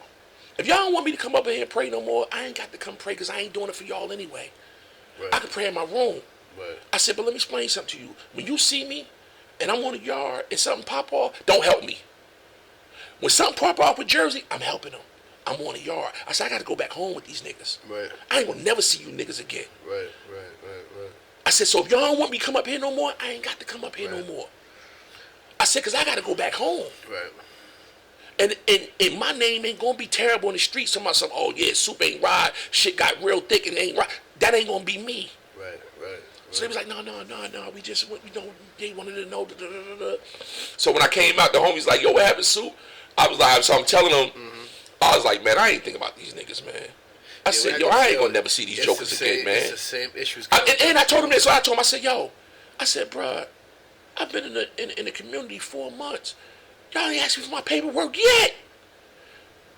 So he's like, no, you know, we don't ask for paperwork because, you know, Allah made the Muslim. We don't. I said, nah. I said, hold. I said, so let me explain something to you. So somebody that's come down here that done took his shahada and he done told on somebody over here. I said, bro, I'm not helping nobody like that. I said, I'm explaining to you. I said, because I don't stand up for no snitches. I said, so I ain't going to help him. Right. I said, I'm telling y'all right now, I ain't going to help him. Right. I ain't helping him. Right. He done told on somebody. I said, half these niggas done took their shahada cuts for protection. We got into it one time in Cumberland. A dude we know was a known rat came in on some weasel shit, took a shahada when he first got there. So niggas about to move on a nigga, and the Muslims want some shit like, nah, y'all can't, hey man, y'all can't do nothing to him. Fuck you mean we can't do nothing to him? He took a shahada, you know, whatever he did before this day. Is forgiven. It's forgiven. What the fuck it ain't? Like, bro, this nigga got to go, bro. Like, and it'd be a real big thing because now you got so many entities involved. You know what I'm saying? When these wars happen. Yeah. And this shit don't hit the streets. Niggas in the streets don't know nothing about this shit. You know what I'm saying? Especially like, and these are local jails, mind you, Cumberland, Maryland, Fort Dix. When I went to Leavenworth, and it was one other Jersey nigga out there. Damn. 2 niggas from Boston. Now we in the car with DC. So now it became Mason-Dixon line on up. DC, Baltimore, Delaware niggas, Jersey, New York. Yeah, because niggas outnumbered and shit. Niggas outnumbered like a motherfucker. And then, they say that's how it is in LA too, right? You know what I mean? Right. When you go to California. So now I'm in the car with the homies in Leavenworth, but we got coalitions. So now it's weird in Cali, it's weird in Leavenworth because the GDs, it's 5,000 niggas in their yard. The GDs take about 800. And then the Mexicans take up about 400. And then it's like the rest is from everywhere else. Right, you know what I'm saying? So we had California riding with the homies. I tied in the East Coast now. If I'm gonna fuck with y'all, it's only like 12 of us in this car over here. You know what I'm saying? I gotta fucking bring them in. Few of them opposed to it, but nigga, y'all 12 deep. Yeah. Nigga, we ain't got no, you know what I'm saying? But I was one of them niggas in the feds that I fucked with everybody. So GD Day, I'm outside. Yeah. With the GDs, throwing that shit up, you know what I'm saying? Chilling, fucking with everybody. Cause I was just, whenever I went to a spot and I got the car, it wasn't on no tough guy shit. It was because, yo, everybody fuck with you, bro. Like, you know what I'm saying? Everybody fuck with you. Not even, I'm a man of respect. I'm going to handle shit when it's time to handle shit. You're not going to play with me. And you need, with all that, you need somebody that's going to think, too. Somebody's going to think. You need a thinker. You know what I'm saying? You got dudes coming down from the pins. And then I started to start at Fort Dix and to come home from Leavenworth. That was a culture shock. Yeah. I went from seeing grass. Yeah, you went from a low all the way up. Like, damn, how you doing? Get charges? Yeah. But Fort Dix was different, man. That shit was like being home on the street. Fort Dix was different. That shit was bro. wild. But I ain't gonna hold you. Them 12-man cells was different. No, I ain't gonna. When I came from the medium, I couldn't sleep, bro. Bro, you because could get in a room. I came from a medium where as though when them doors locked. That's it. The keys and the keys from the guard wake us up in the morning. So as soon as we hit the keys, we like, oh shit, we jump up, strap up, come out, make sure ain't nothing jump off late on that night. Ain't so nobody in or nothing. So you gotta go to breakfast and make sure ain't Gucci. And so when I got to Fort Dix, 11 other niggas in the room with you. I go in the room, I'm like, yo, the doors don't lock. The bathroom down the hall. Like down the hall, the doors don't lock. So I'm like, yo, one nigga got crazy loud headphones. I'm like, yo, one nigga up all night. Yo, one nigga up reading. You already know at Fort Dix, you know in the mediums and the pins, only black on black can stay in the room together. No, it's Mexicans in the room. Whites. We had white people in the room, Mexicans in the room. 12 of us. We ain't used to that. 12 of us. In the medium, I never made this in the pen. I was in the medium. You might have to pop on your celly. We never. A Mexican or white person can't bunk with each other. No. Can't bunk with us. We only can bunk with black. Right. So when I came to Fort Dix, I'm like, the fuck is this? So when I walk in, I got my as soon as I walk in the door, I put my shit on my paperwork on the motherfucking table. Let y'all know, nigga, I ain't one of them. Boom, here go my shit. Boom, boom. So you was on the west side or east side? I was on both sides. What's the side that when you first come in an intake? West side. Then I went to the east side. I went to R&D, then I went to the east side, and then I came back to the west side for the drug program. Okay. Right, so I went, because that's what I said. I thought it was the west side, but when I tell you, when I came to the east side, because everybody was like, oh man, you going to the east side, that shit off the hook over there. Off the hook. So I said, hold on. I'm like, damn, I'm just coming from Petersburg. That's how I got to Cumberland. I shook the west side. I cut the blood nigga face up. On the west, on the east side or the west side? The east side in 5711 building. And I think, 5711. I think they puffing 5712, right? Puffing 5712. Yeah, across from 5711. That's crazy, Puffy. Yeah, word is born, yo. Yeah, that's crazy. But I had they kept saying, yo, that shit off the hook. I'm like, nigga, I'm just coming from Petersburg. That's a medium high. I'm like, what do you mean off the hook? When I get over there, when I told you they about to have a race ride and shit, blacks against the Mexicans and shit. And that was my first time seeing all blacks come together as one, saying, yo, we ride now. Because usually, you hear a beef, it's the Mexicans versus Virginia, the Mexicans versus this person, or it's never the Mexicans versus the blacks. And a few niggas might add in that's not so it's like, when I seen it was like, everybody was on a yard that was black, was like, yo, I'm like, what the fuck happened? It was like, man, March type of shit. Yo, that shit was like, yo. They was so outnumbered. They started going to the Latin Kings and the Dominicans like, yo, come on the yard. Y'all don't help us when this shit over with. We running y'all off the yard. But they was outnumbered. They never seen blacks come together like that from every state. D.C., Virginia, Jersey, Baltimore, Philly. Everybody that was black, it wasn't no longer a Mexican. And see, and it's no disrespect to no Mexicans because they go hard. I can't take nothing away from no Mexicans. If it's 150 on that compound, all 150 gonna go push that knife. Yes. They gonna push that knife. All 150 gonna push that knife. Yes. But they never seen blacks stand together strong like that as one. Right. Whereas ain't no such thing as it's the Mexicans versus the Virginia car, the Mexicans versus the DC car. It was every black car standing up saying, yo, you ain't putting your hands on nobody black. We gonna discipline our own, and we told y'all that before, and it was an understanding. Right. After that day, when they seen 700-800 motherfucking blacks standing together like, yo, it's about to be a war. And the administration never seen no shit like that before. Blacks come together saying ain't no such thing as ain't no such thing as no North Carolina car, no DC car, no Virginia car. It's a black man car today. Right. And that shit made me so proud. You know what I'm saying? Because it's like, yo, man, like about time we stood strong and said, yo, man, fuck the car. When it's us against them, we all got to grow. Everybody got to be on go time. How did you feel in that moment of solidarity? Yo, I felt like because you somebody from the Black Panthers. Because you never felt like that on the street. No, before. I ain't felt like that on the street, and I ain't feel like that when I was in the whole system before I got to that moment, because it was always separate when somehow. You say the Mexicans beefing, you be like, who they beefing with? North Carolina? Like, it's always who they beefing with. Texas? Who they be? It's always one of those, like, who they beefing with a certain car. It's never when you see the when the whites, it'll be the whites versus the black. All the whites versus the black. All this person versus this person, right? And we always separate ourselves. That's why we always weaker. Yes. Because we always divided. We never together. That's why we always the weakest. Because together. Even if you notice when you come off the bus, white dude, black dude, Spanish dude, Indian dude. The black dude is the last one to get his headphones, his sneakers, his bag. Because the white boys, hey brother, come on in. It don't matter if you're a dirty white boy, skinhead. Nah, they gonna make sure they white take out boys their gonna own. make sure you good. You Spanish, the Spanish gonna take care of you. When you black, hold on, where you from? I'm from Jersey. Hold on. Hey yo, none of your homies on this building.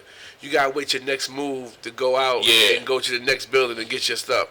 When it's other, so now the Christians might give you some stuff. Yeah. Or, you know what I'm saying? The old head in the building might give you some stuff, but as a whole, as a unit, the black man don't give a fuck about you. You know what I'm saying? It's where you from. The Fed. That's the one thing about the Feds that I don't like. Yeah. You know what I'm saying? I never liked that either, man. Like, damn. So what I would do, I would anybody going home, I would get their sweatpants and shit, wash their shit, boom, boom. And make sure you had something for people when they come in. Niggas come in the door, but I'm gonna hold you down with some stuff. If you fucked up, don't take this. That was my only. Yeah. If you got any of these type of charges, and you know what these type of charges are, I can't fuck with you. You know what I'm saying? So if you're going to take this little care package I got for you, enjoy that, and I'll see you in 30 days. Yeah. With that motherfucking paperwork. Yeah. Because I was a paperwork reader. Yeah. You know what I'm saying? I'm the one that's going to find some shit. And I want to find some shit. Yeah, that's right. That's right. I want to find some shit. It ain't like I want everybody to... No. I'm going to find... You know how many niggas I know that didn't tell on their Fed case but told on their state case? No, I used to tell people that too. It's funny you said that because I'd be like, yo, I'm like, y'all be checking paperwork. I said, but a nigga that told the state, he just ain't told on the feds. I'm like just because his Fed shit ain't right, he ain't telling this time. He might You told still this gotta time. go. You still gotta go. You still gotta go. Like, I done got the compounds, and the nigga that got the car, yo, you check everybody's paperwork? Yeah, I checked everybody's shit. I'm like, yo, you know what Rule 3551 is? Nah, what's that? Hey, yo, call me in, yo. Hey, yo, everybody gotta bring their paperwork back out. This nigga don't even know what the fuck the latest motherfucking snitch documentation numbers is. And I'm sure now it's probably more than Rule 35 and 5K1. I'm sure now. There's a lot more shit that's in there. I've been home going on 13 years. I'm sure they got more shit out there now. You know what I'm saying? And here it is. First things first, bring your ID with your paperwork. Because I don't know who's these people. Names. Yeah. Nigga might give you somebody else paperwork and shit. Nigga, I've seen it. Nigga give you some shit. That's not even you. Or page 1, 2, 3, 4, 5, 7, 8, 9. Where's 6 of 6 at? Where 5 of 8, 7 of 8? Where's shit 6? Missing. Pages missing, and those be the pages that you ain't writing. So I had a nigga give me a template. He said, yo, you want to get anybody paperwork? Just have him fill this one piece of paper out. It's your docket number. I'm going to get so much paperwork and documentation on you. And send one of the homies to watch you when mail call come. Mail call come, grab that envelope. Welcome to the council office. Grab that envelope. Bring it directly to me. And I'm going to read through your shit with a fine tooth. And I done caught so many niggas out there. Damn. Caught so many. And it's fucked up when you catch a nigga that you fuck with. Yeah. That you fuck with. And the homie's like, that's your man, right? Get him out of here. Like, God damn it. I got to run him up top and shit. I got to run this nigga. He just going to walk there. Like, he ain't going to walk. Like, fuck. I got to get this nigga out of here. And that'd be the fucked up thing. Yeah. You know what I'm saying? Did you know Chino that got killed? I know Chino got killed. You know, I was in Fort Dix with Chino. Oh, wow. Yeah, I was in Fort Dix, but when I was in Petersburg, he was in Petersburg first. Okay. When I got there, he had left. So when I was going to Fort Dix, everybody was like, yo, Soup, you got to get with Chino when you get there. Boom. I'm like, all right. So when I got there, I started fucking with Chino heavy and shit. Chino good dude. Then somebody came on the compound Incessive wild shit. It was like, yo, right? So I was like, and it always be when the motherfucker leave. It so always like, be when the motherfucker leave. You find yo, out some and I was shit. fucking with him heavy. I'm talking about heavy. So he come up to my building. At that point, was I in a drug program at that point? I think I was in a drug program at that point. He come up to the building like, Soup, come here. I'm like, what? He was like, yo, man, niggas trying to say I ain't right, boom, boom. So I'm like, what you mean, Chino? He was like, yeah, they ain't. I said, well, where your paperwork at? So he tried to say, rest in peace, L. He tried to say L when L got knocked off of the phone that L had his paperwork with him and left with his paperwork, right? I'm like, well, write and get your, that shit is easy. Right, get your da-da-da-da. So he was like, yeah. So, but I could see the worry on his face, right? So I'm like, damn. Man, He might be high. He might be. I'm seeing the worry. Right. I'm seeing the worry, and I'm like, he too. so I tell him, I keep it all the way G with him. That was my nigga. I said, Chino, you ain't right, bruh. I can't fuck with you, my nigga, and I can't hold you down. If shit jump on his yard, I can't hold you down, my nigga. I said, because I don't stand with that, bro. And I tell a nigga quick, I gotta go back to the street. They ain't gonna be like Soup and held somebody down that wasn't right. Like, nah. I don't give a fuck you paying me or not. Like, and then I ended up when I left, but I had fell back from him and I ended up on the left. So that Quan Muhammad came down there and then he started the real paperwork shit and like how you said, bring all that shit back out. And they was like, yo, you can't be in the car no more. He wanted to start fucking with the Spanish, and he was like, yo, he on the Spanish side, he can't be in the car. But then when he came home, I heard he had got killed, and I was like, damn. And it was like ASAP, and I was like, damn, Yeah, it wasn't right. You shouldn't even came back to the town. He got killed. Not even what? It wasn't even a week, right? Not even 3 weeks. He was home. Yeah. And you already know the shit. Like whoever he done that to was on his ass. You know what I'm saying? Yeah. And that's the thing. Like with this snitch shit, yo, it's getting out of control. Yeah. It's getting out of control. It's really. It's all the way out of control. It's all the way out of control right now. Even in the industry, on the streets, like this ain't no game, bro. And they'll put you right into the wolves. You're gonna be on the compound with somebody that you told on. They don't care. Like they call that shit Knockout Tuesday. When I was in there every Tuesday, you know somebody gonna get right up top. Cause when the bus come in, somebody gonna come with some paperwork. On somebody. Yo, somebody in Otisville told me to tell you, we sending the pictures out. Sending the pictures out. And the nigga be like, tell bruh. That's when that callings came, it really made shit. Oh yeah, because now everybody faster. Yo, because I sent pictures to Otisville, I sent pictures to Leavenworth, sent pictures to Lewisburg, sent pictures to Allentown, I sent pictures all over the place. Yeah. And the niggas be like, hey yo, tell bro that nigga third to the back of him with the braids ain't right. I'm sending the paperwork down with my man. Nigga like, yo, when my paperwork come, my property come, I got something for you. You know what I'm saying? I'm like, oh, let me get that. You know what I'm saying? Yeah. And call the whole whoop like, yo, I want to read something to y'all. Yeah. About this nigga right here. Don't go nowhere. Don't go nowhere. Hold on. Boom. Like, now you got the option. Because the SIS lieutenant captain pulled us up. Pulled all the shot callers out. Had us on the yard. Give them the option to walk up. Don't hurt them. Give them the option. Don't put your hands on them. If they come in with certain type of charges, because we're getting penalized if they got certain type of charges. Come and got certain type of charges, walk them over. So now, nigga, you got a choice, nigga. Go walk over or get carried over. I mean, you think you tough, we got a whole nigga here with 60 years left. Yeah. We got this shit.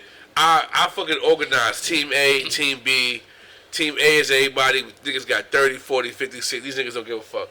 Call them team don't give a fuck. When they come to clean shit up. You know what I'm saying? If you 3 years short, 5 years short, you inactive like a motherfucker. Yeah. Hey, no, look, it's funny you said that, right? Because when I was about to leave Fort Dix, Quan Muhammad came down wilding. I'm talking about wilding.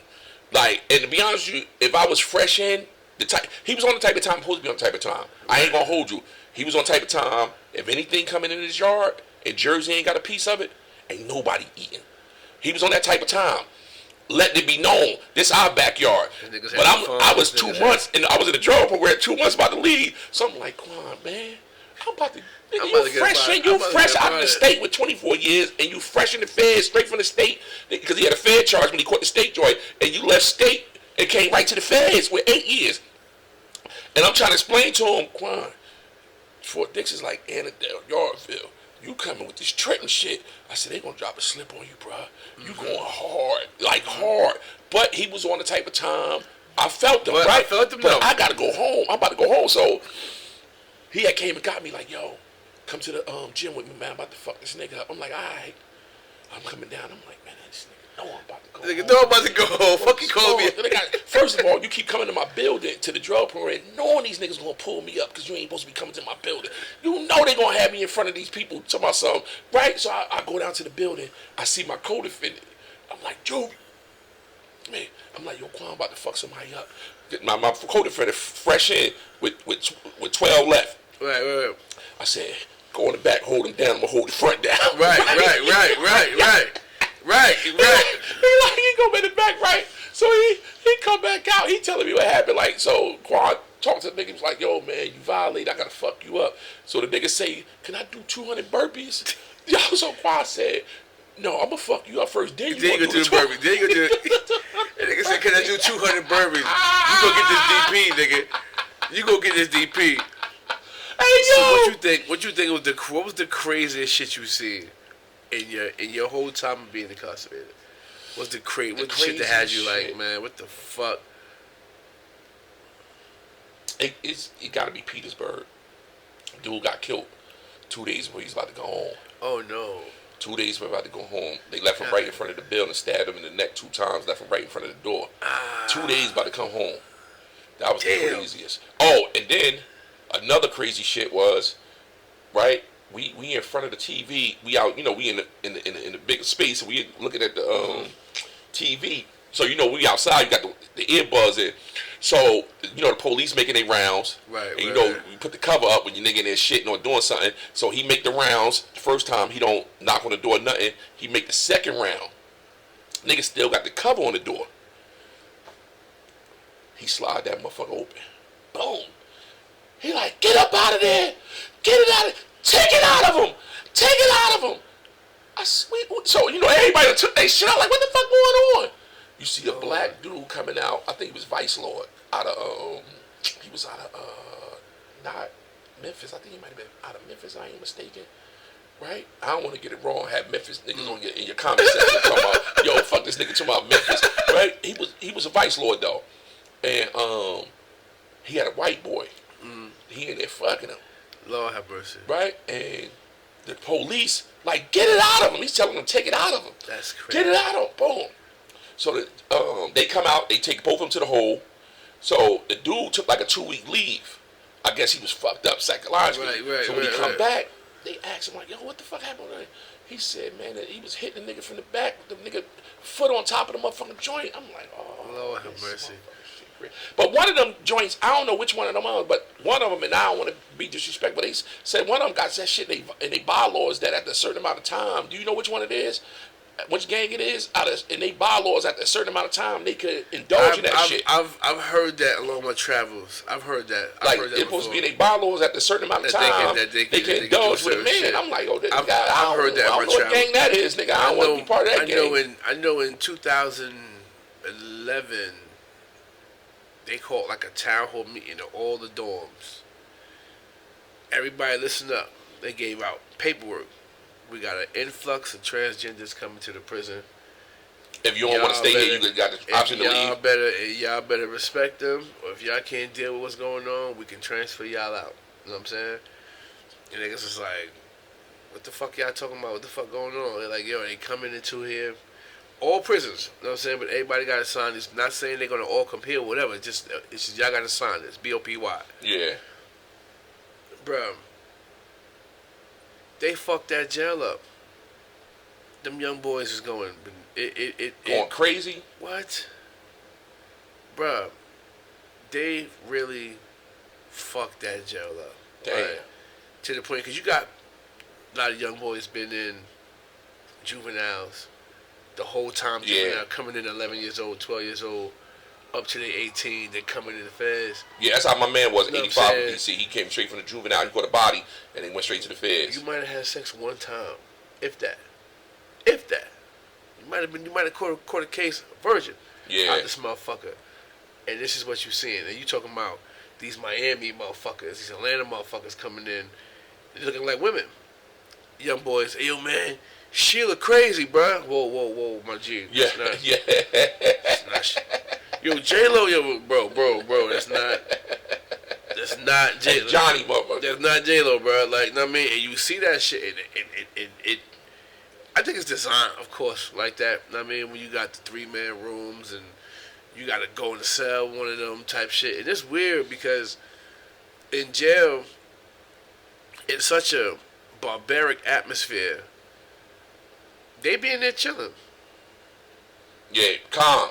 They be in there chilling.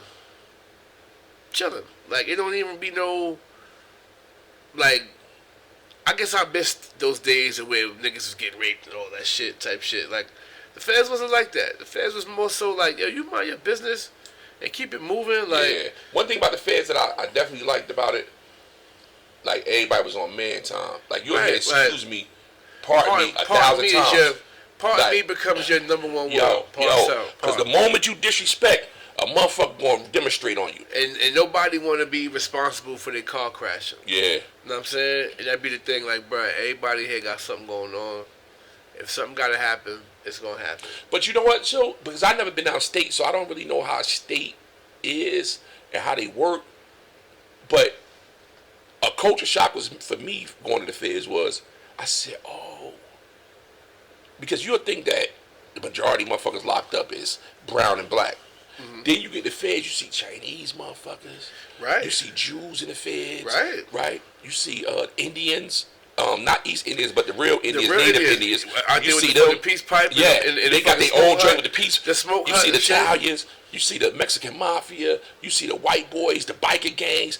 Like, I'm like, oh, these niggas is in the feds. Right. Right. You think they ain't committing crimes? They just committing the high volume crimes. Right. Or doing shit in their areas. Yeah. The Midwest, the West Coast. Yeah. You know what I'm saying? Shit like that. You meet some go hard white boys from Jersey. Yo. You know what I'm saying? I met some go hard white boys. Them niggas will knife you to the ground. Right? Because you know, first thing you be like, man, I'm a white boy, I fuck that motherfucker up. Then you get a different perspective about men. Right. Going to the feds, you get a disrespect about a man. Right. No matter what color he is, a man is a man. And racism is real when it's Mexicans against blacks and you got the whites. The whites gonna side with the Mexicans. Teaming up with the Mexicans. Yeah, they gonna side with the Mexicans. Like, wait, like what the fuck? Yeah. Going on? Yeah. It be everybody against black. Yeah, everybody, you know like, everybody gonna team up against black people. And depending on, make you, and I said this, right? I used to say this in my meetings and shit. The feds damn near turn you to a racist. Yes.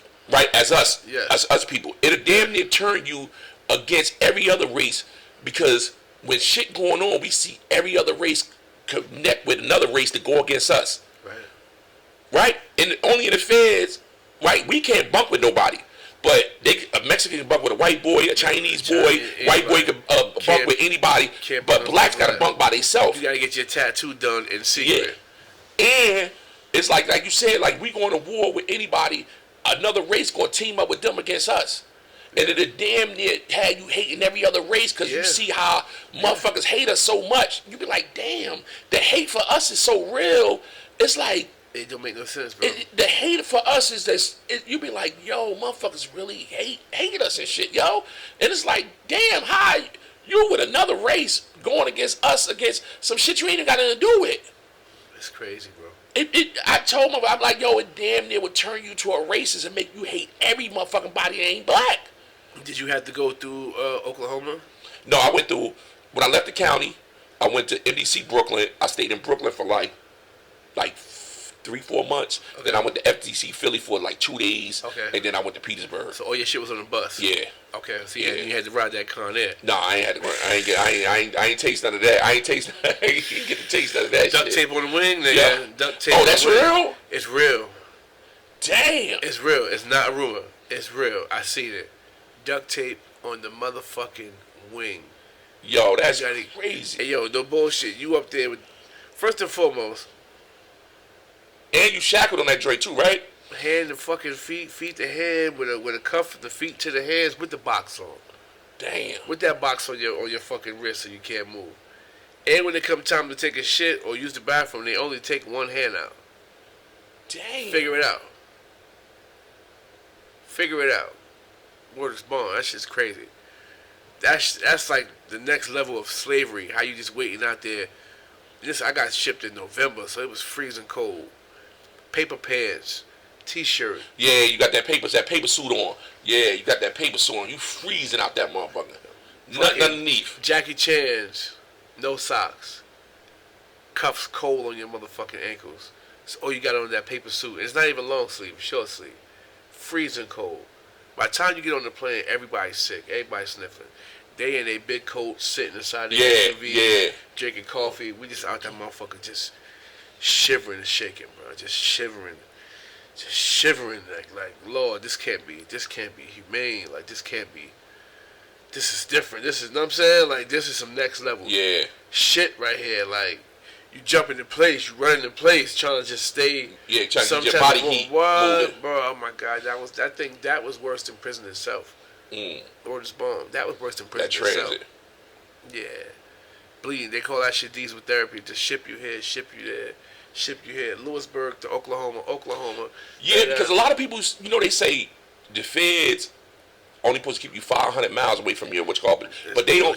But it's 500 flying miles. That's when they get it fucked up. It's 500 flying miles. It ain't 500 road miles. That's from where it's you at 500 flying miles. That's where you at to Jamaica. Yeah, that's 500 flying miles. That's where they get it mixed up at. Yes, Lord. It ain't road miles. It's 500 flying miles in the air, man. So now, when you was doing this bid, you had a female riding with you? Nah.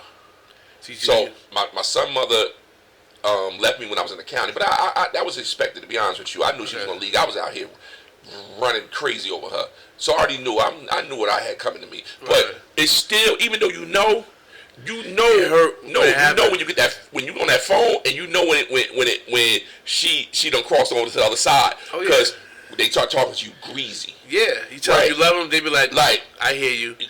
Like she saying certain shit, and you looking at, you gotta take the phone and look at it like, hold on, I'm talking to the same motherfucker, right? So I'm like, oh yeah, the bitch fucking. She gone. She gone.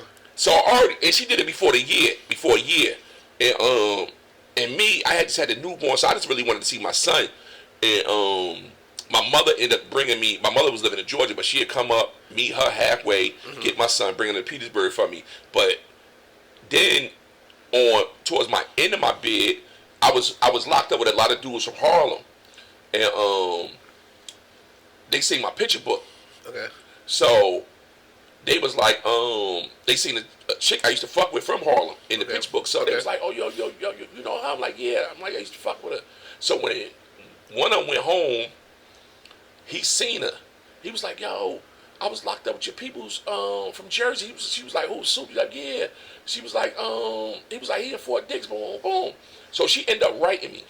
Nice. Then she started coming to visit me and shit. Nice. So maybe like the last year, she started visiting me, coming down, visiting me and shit, holding it down. But then I ended up start fucking with her, right? And I end up coming home, and I did the home confinement at her house, right? So we used to be banging, like, my nigga, like, I'm coming home. I'm institutionalized. You went to... No, she was living in Ridgefield Park at the time, in Jersey. Okay. Right? So I'm working at Arizona Iced Tea. Mm-hmm. I'm literally, I'm still in the halfway house. I'm on home confinement, but I got to catch the bus. You at Tola? Tola. Mm-hmm. I'm literally getting off work at 3 o'clock. I got to take 3 buses to our house. The 24 down Springfield Avenue to Penn Station. I think it was the 76 to Hackensack and the 83 to it. So literally, I'm getting off work at 3, and I ain't getting home at 6:30 on the bus. Mm-hmm. I get in the house. She like, yo, why you leave the toilet seat up? Or why you did this? I'm explaining to her, yo, I'm institutionalized. Right. I'm like, I got to get back out here. Where we coming from, we ain't have to worry about the toilet seat up or this. Right. So it's subconscious, you built into that lifestyle. Right. You know what I'm saying? And I'm like, yo, and I'm getting off work at 3, and it's taking me 3.5 hours to get home. You think that's what the hell I want to hear when I get in the house? Look at this fucking house, right? So then it got to the point where, you know, when you tell a chick like you finished, they don't really believe you. They think you're not. Oh, they probably heard it so much, like, oh, he just talking jail shit. But I really was done. I really wasn't going back.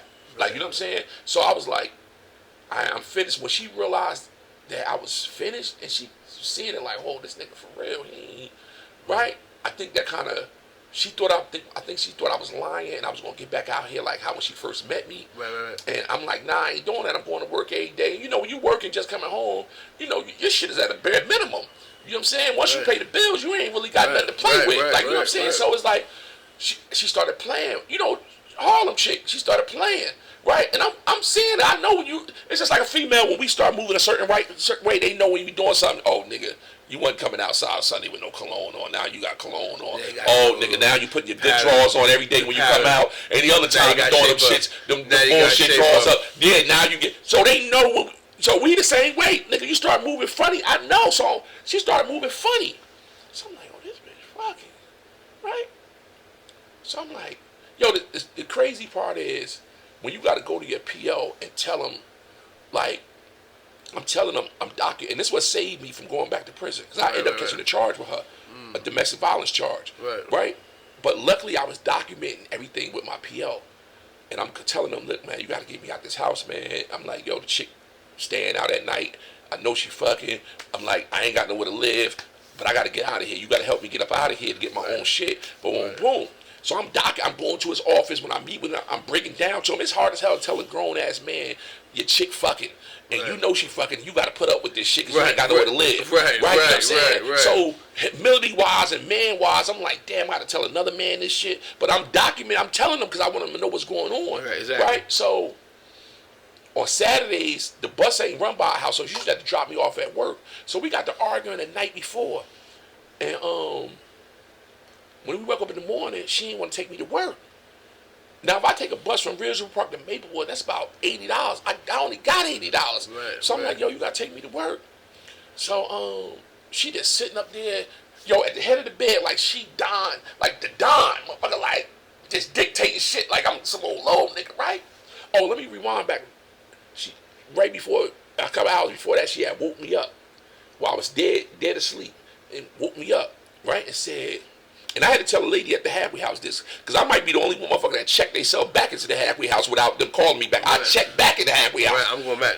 Yo, she said to me, woke me up, she's like, I can't sleep. So I'm like, it's like 4:30 in the morning. I'm like, I got to get up in another hour or two so you can take me to work. Like, what the fuck is you telling me for you can't sleep? Right? So she was like, I'm like, okay. She was like, least you could do is give me some head. Hey, yo, I rolled over, curled up, right? And I said, damn, yo, you fucked all your money up.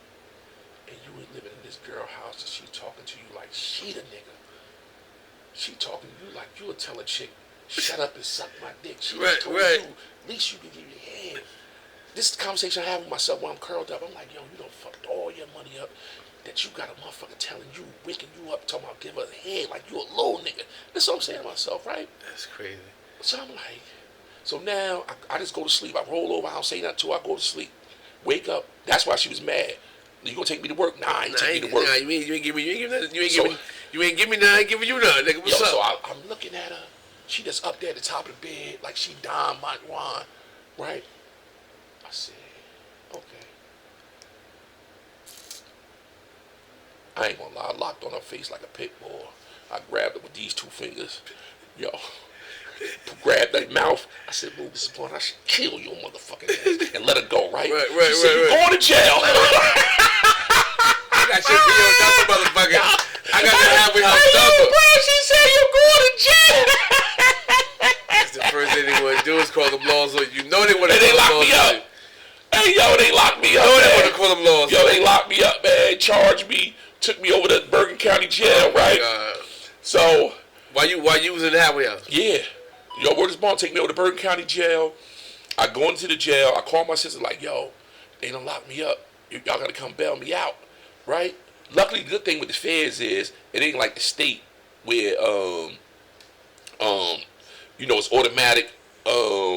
So you got to go see the judge so to give you a time for whatever the violation you fall up under. Right. So, but I was in the drug program at the time. You know what I'm saying? So they take me to jail. Tell my sister, yo, you got to come bail me out. So she called my man, but I got to go over to the jail. I was at the precinct first. They take me to the jail, right? So we get to the jail. So the dude say, all right, we got to put you over in this building. Boom, boom. So, you know, I'm off my Essex County shit. I'm like, man, you can put me anywhere in this jail, man. Like, where's this ball? You know what I'm saying? It's Bergen County. They can put me anywhere in this motherfucking jail, man. So the nigga said, not with that tattoo on your neck, I can't. I said, you absolutely motherfucking right. Put me where I'm supposed to be at, because I ain't fighting 30 motherfuckers, and I'm about to get out of here in 16 hours, yo.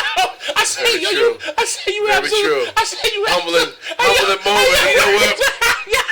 On second thought. Second thought, you know what?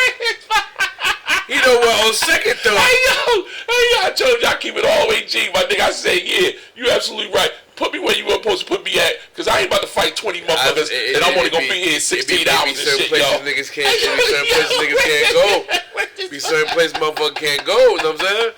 Hey yo, and luckily I was in the program, and that's what saved me. I was in the program, I was documenting everything that was going on with me, and my PO came, spoke for me for, I didn't get sentenced, but I had Judge Walls, one of the most vicious judges you'd ever have down here. They call him hanging by the balls Walls. He gave me and my co-defendant copped out the same thing, 100 to 400 grams of heroin, right?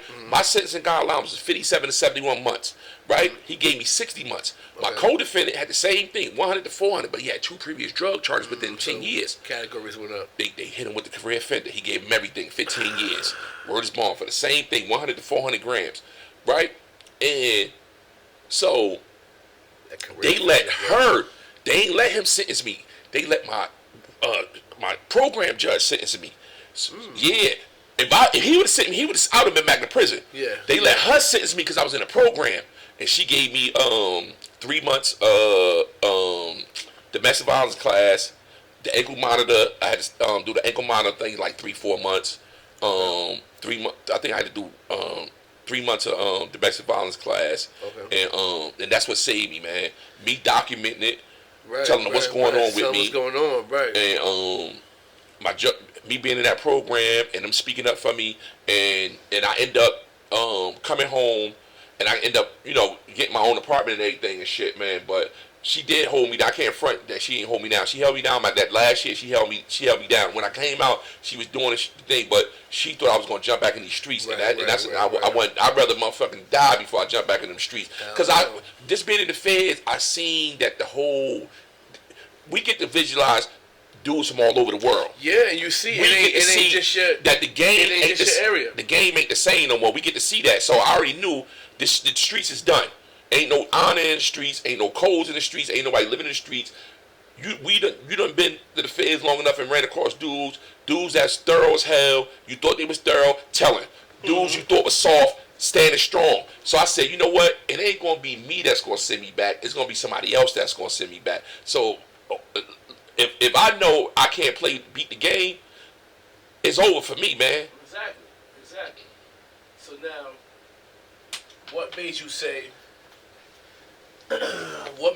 that you wanted to get into the party shit? I was doing it before. Okay. I started doing the parties in '95. So I had a group called the Steel Click, and I wanted to get the music. I was putting all the bread up for them, and we would end up being produced by OCM, which is Veda and Kilo. Kilo was out of North. Veda was out of East Orange. Okay. Them two was the ones that sued Lauryn Hill for the miseducation of the woman, for the beats, and Veda penning a lot of the songs. So we used to run with them, and they were signed to Quincy Jones' label at the time, Quest Records, and I used to go on the road with them a lot. And an incident happened where, rest in peace, my homie Trigger Slash, he was just one of them dudes that just always touching shit. Like, you'll be in here, you got the bottle right here. Next you know, I'll leave. You're like, what the fuck my bottle at? He done snatched the bottle with him on the way out the door. He one of them. Like, you know what I'm saying? So he ended up taking a beat tape out of his studio. So he like, yo, Slash, you took my beat tape. Da, da, da. He was like, man, it's just a beat tape. So he ended up was like, man, I ain't fucking with y'all no more. So I'm telling niggas, yo, let me smooth it over, right? Let me smooth it over the boom.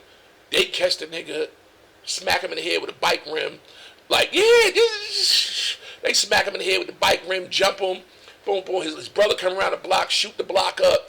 They, whole like, war behind this shit. Yeah, so they go back banging at him. He end up, his brother used to be out there with us too. He ended up going somewhere else, getting killed. His brother, because he wasn't out there with us no more. So he ended up hustling somebody else's hood. They killed him, right? So I was like, now I ain't got no backup. Because he was the beat dude, he was signed, I was in with them. You know what I'm saying? This is before before he started doing the Lauryn Hill. This is every bit of 95. So I was like, damn, how am I going to get the group out? So I was like, you know what? I'm going to start doing parties. Let them open up for the artists. That's how I get them start going. And that's how the party shit started in 95. And my first group was Duck Down. And this one used to go to the labels to pay. Pay the labels. Used to pay the labels straight here. You go to Rod, New York, pay the labels, boom. So I went over to Duck Down, paid it was $2,500 for Smith & Wesson. Paid $25 Fab up to $1,250, and that was my first introduction to parties. My first one, and it had a snowstorm that day, and I didn't know I could cancel it. And I ended up still doing the show. I had like 100 people, so we went from that show and jumped out there, cause Tretch was like, "Yo, man." It was a snowstorm. He was like, yo, but let's just do a concert, not knowing you ain't supposed to go from no club to no concert. Because I didn't even know what I was doing with the club. It was something brand new to me. I didn't even know what I was doing. We go do Symphony Hall and I still remember the lineup, bro. I still remember what I paid them and everything. This one, Smoother Hustler, Trigger the Game, that had that, what was that song? The Block. Boom. They had that out. It was $1,500. I had Jay-Z and Foxy Brown. Just came out with Ain't No Nigga. Jay came out No Nigga. It was $2,500. Then I had Faith coming after him. Faith for $6,500. Then I had Genius coming after him, coming after her, which is $7,500. And I had Wendy Williams hosting it, which is $1,500. We did the show in 30 days when really a concert you supposed to at least had 3 months to pump that shit. Shit ended up being a flop. We had to pay the back end. Wendy Williams killed me on the radio. You know what I'm saying? So that was my introduction to the parties. So then, as time going on, I stopped fucking with the group because you start dumping so many money into the shit and niggas ain't serious. So I stopped fucking with the group, and I'm hustling, but I'm doing parties at the same time, and I'm starting to learn from the parties. Now I'm hooking up with different people that already do the parties, like Frank Wright and Showtime Hop, and I'm learning from them how you structure a party, how you deal with management, I'm learning a lot from them. And I'm still doing the parties, but my main goal was hustling. Party was just like, just so we could vibe, have a good time. I wasn't even trying to make no money off the shit because I'm getting street money. So the party really wasn't nothing. It was just that. And then as I started getting more and more into the parties, people started doing parties. It's like rapping in the 80s. It wasn't cool to rap. Niggas was hustling. Now everybody want to be a rapper, right? But it was so. Back when I started, nobody wanted to do parties. They'd be like, oh, nigga, promoter. Right? It was corny. Now you got everybody want to do parties and shit. Back then, when I was doing it, was corny. Oh, man, party ass nigga and shit. Old party promoting ass nigga and shit. Right? So now everybody want to be a party promoter. Back then, the niggas ain't want to be no party promoters and shit. So I started learning the game off that. But then so many people started doing parties. I said, you know what? I'm going to flip this shit, yo. I'm going to do strip club parties. Because I used to always go to the Elegans to see this blacktail models in the basement, right? So I said, I'm going to do strip club parties and porn star parties. Mind you, I don't know one porn star.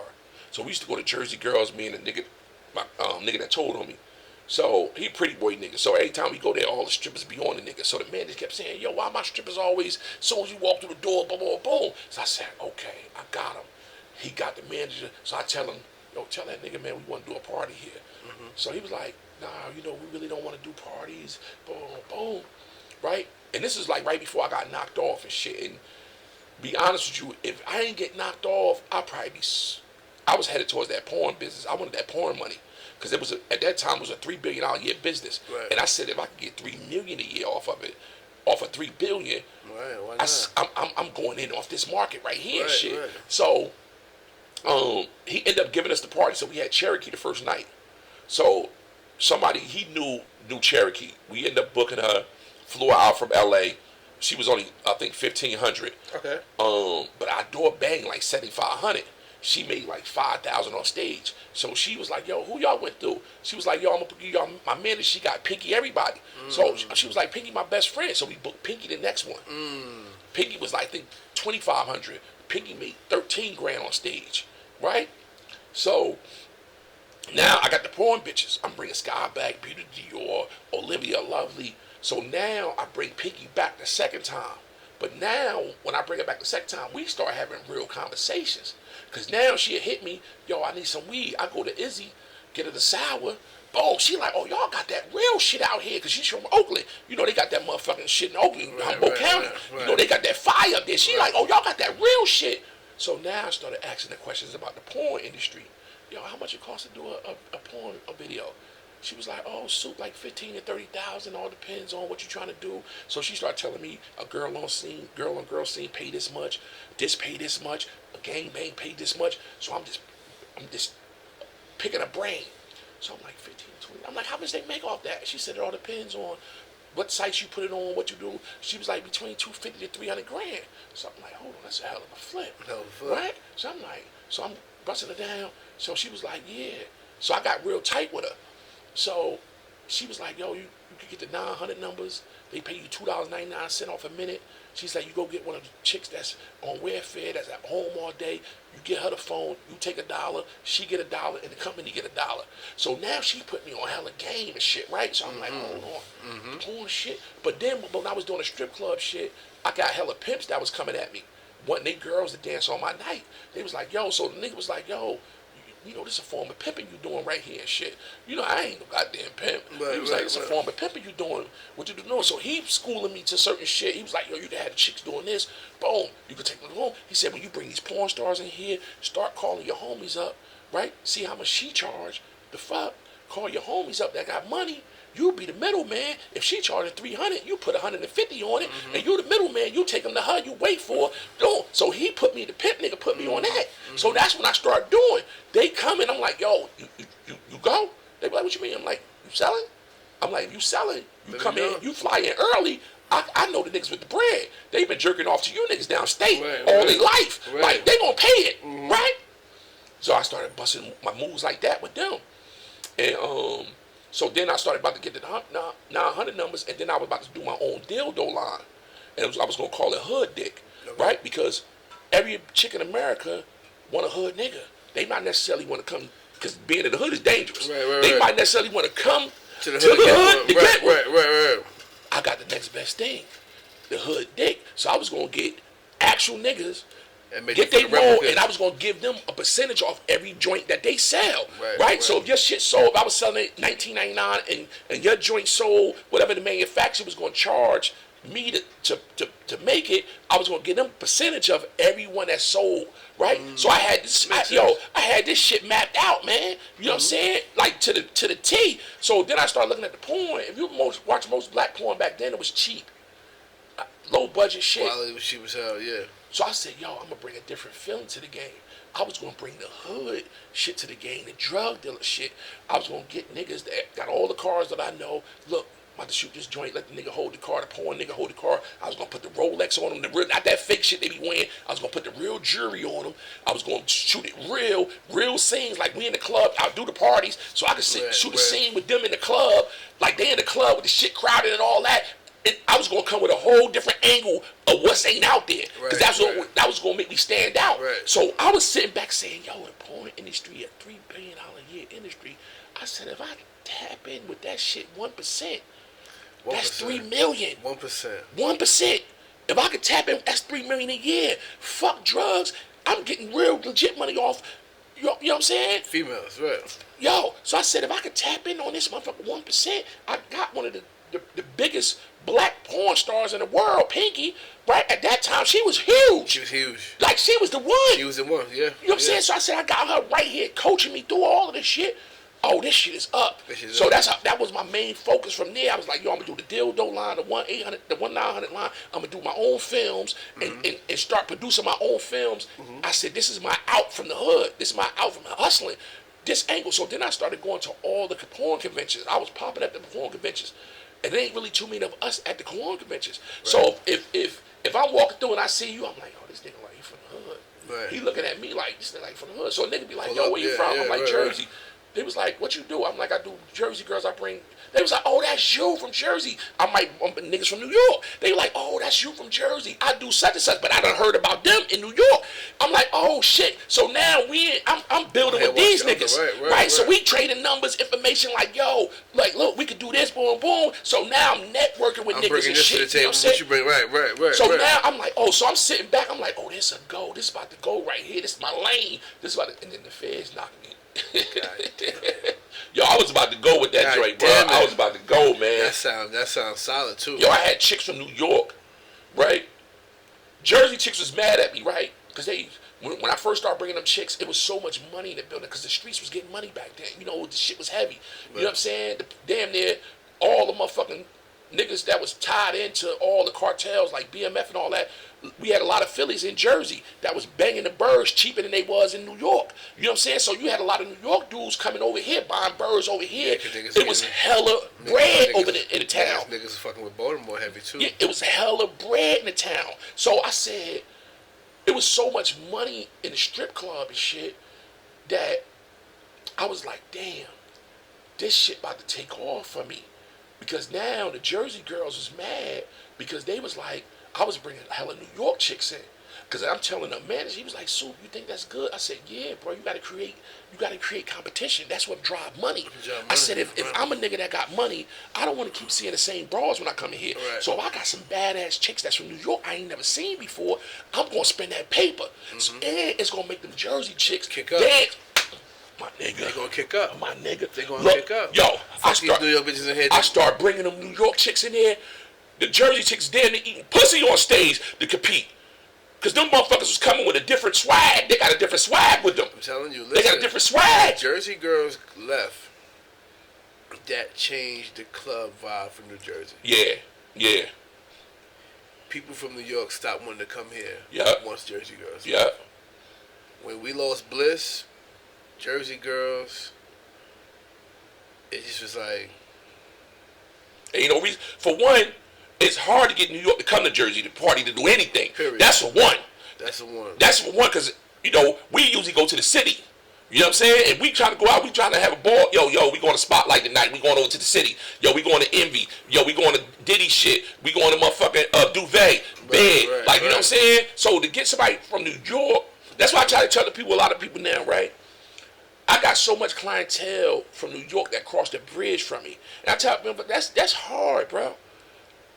New York that's the Big Apple.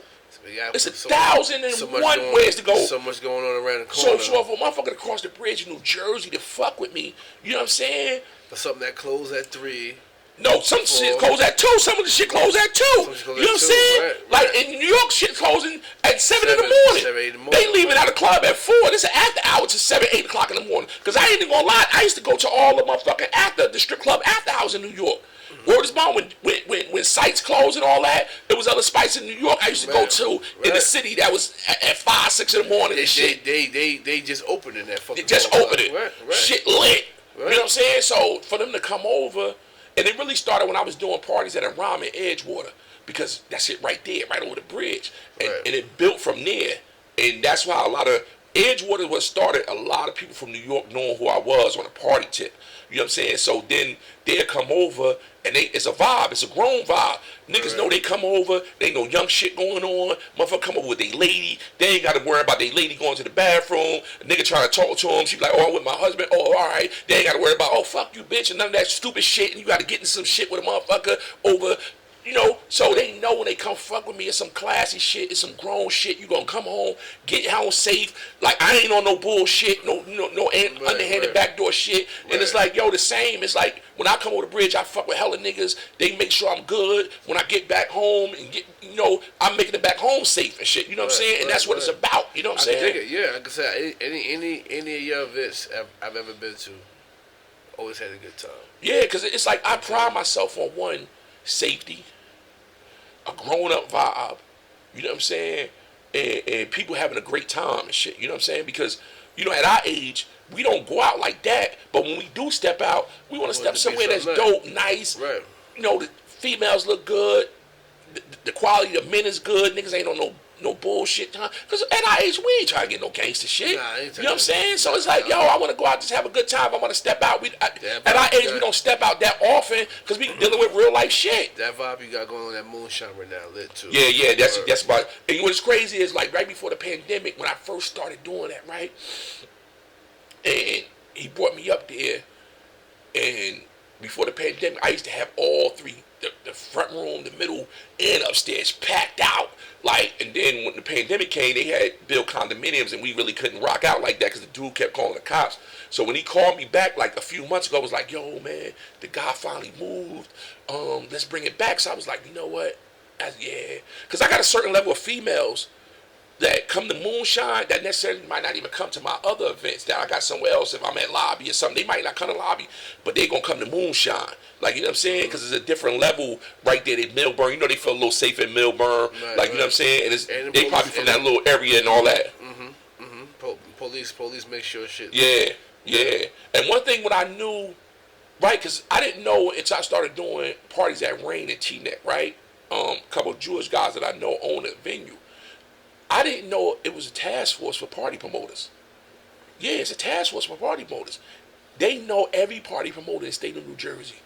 It's a task force that they got. Oh, wow. Yo, I didn't know this until I started doing parties there. It's a task force for party promoters. They know every party promoter in New Jersey where they do parties at, everything. They got a task force that follows all the party promoters. Online, they know this, right? Oh, wow. Because they know at certain events, if some shit jump off, they was at this person's party, they could go to this page, find a picture, right? So I knew it through them. So when they opened T-Net back up after the pandemic, they had an incident out there on New Year's. So when they opened back up during the pandemic, it was like, we're going to do it outside. So they called me. It was like, yo, Soup, we want you to come back, do the outside. The police only going to let you do the parties. I said, what you mean? He said, when we told them they wanted to know who the promoter was. And we was like, NjSoup. So he was like, they said, oh, no, we follow him. He one of the good promoters that bring a grown, sexy crowd, older crowd. He don't bring the young ones. We'll let you do that. So I said, hold on. Hold on. What? How they? So I said, well, what you talking about? He said, you don't know that it's a task force in New Jersey that follow all. It's like a gang unit. That follow every party point. I said, no, I never knew that. He said, yeah, it's a task force in New Jersey that follows all the party promoters for stuff that happens. They go to their pages to find out if that person who they looking for was at the party that night. If it's a shooting outside. I said, holy shit. That's crazy. I said, this shit is deep. Dropped the gym there. Didn't know that. It's a task force that follows every party promoter, man. And you know what's so crazy? I kind of knew. Like when they had the Ciroc, before Puff, I used to always get it 2 weeks before. Okay. It dropped in liquor stores. I get it, and I'm banging it. Hand to hand, right? I'm telling them, yo, pull up. I'm over here on 6 Oak Street in front of my cousin's store. Come pull up. Right. And I'm knowing, right, that they got a force that's out here. And I'm like, sometimes I sat back and I was like, damn. Can I get locked up for selling liquor? Like without being a liquor store, right? I had to think about it for a second. I was like, damn. I'm like, I don't want to get knocked off, but even though I got my receipts. You getting the cases, right? You getting the cases. And I'm getting it before them. Right. And the liquor store used to always say, yo, how your man keep getting it before we even get it? Jeez. But I was going to the warehouse. Before they go to one warehouse and then they distribute it all across New York and New Jersey and the tri-state area. But I was getting it at the warehouse. As soon as it dropped, they was plugging me in through a couple people that work with Diddy. They plugged me in where so I could get by as many cases. Right before they ship it out to the liquor store, I could buy the cases right there. So I go and buy the cases. Yo, the shit, I ain't gonna lie, that Ciroc one was a sweet one from me, man. Because I might, in 2 weeks, I might run through 40 cases. Ooh. And it was so sweet for me that I would take, say if I'm going over there, right, and say a case cost me, it was 12 in the case. Say a case had costed me $360. Okay. Right? Sometimes New York, because they used to have the tax, New York tax. Right? Say it came out of $385. Okay. which is like $32 a bottle. I'm banging it between 50 to 55. Right. So they be like, Soup, man, I want to get a case. I want to sell. I don't know your clientele. I don't know the people that you know. So it ain't hurting me to plug you in. Because you're going to sell to a whole seven motherfuckers that don't even know who I am. That's going to fuck with you because they fuck with you. Right? So I say, all right. I show them receipt. Look, it's $385 the price. It's how much, right? I said, I'm putting $50 on each case you want. Right? I'm being upfront with you. You still going to make this off of every case. And like, yo, all right, give me 3 cases. So I might fuck with you. I might fuck with somebody here. Mm-hmm. So I might got 3 people I'm fucking with that I'm taking their money. Mm-hmm. Right? So you might want 5 cases, he might want 3, he might want 4. So them on top of what you doing, the $50 I'm making 50 off the 12K. I'm making 600 just taking their money, getting their cases. I'm making it 600. So I'm doing this 2 times, 3 times a week. I'm going back. Money's flowing. I'm killing them. Money's flowing. I'm killing them, man.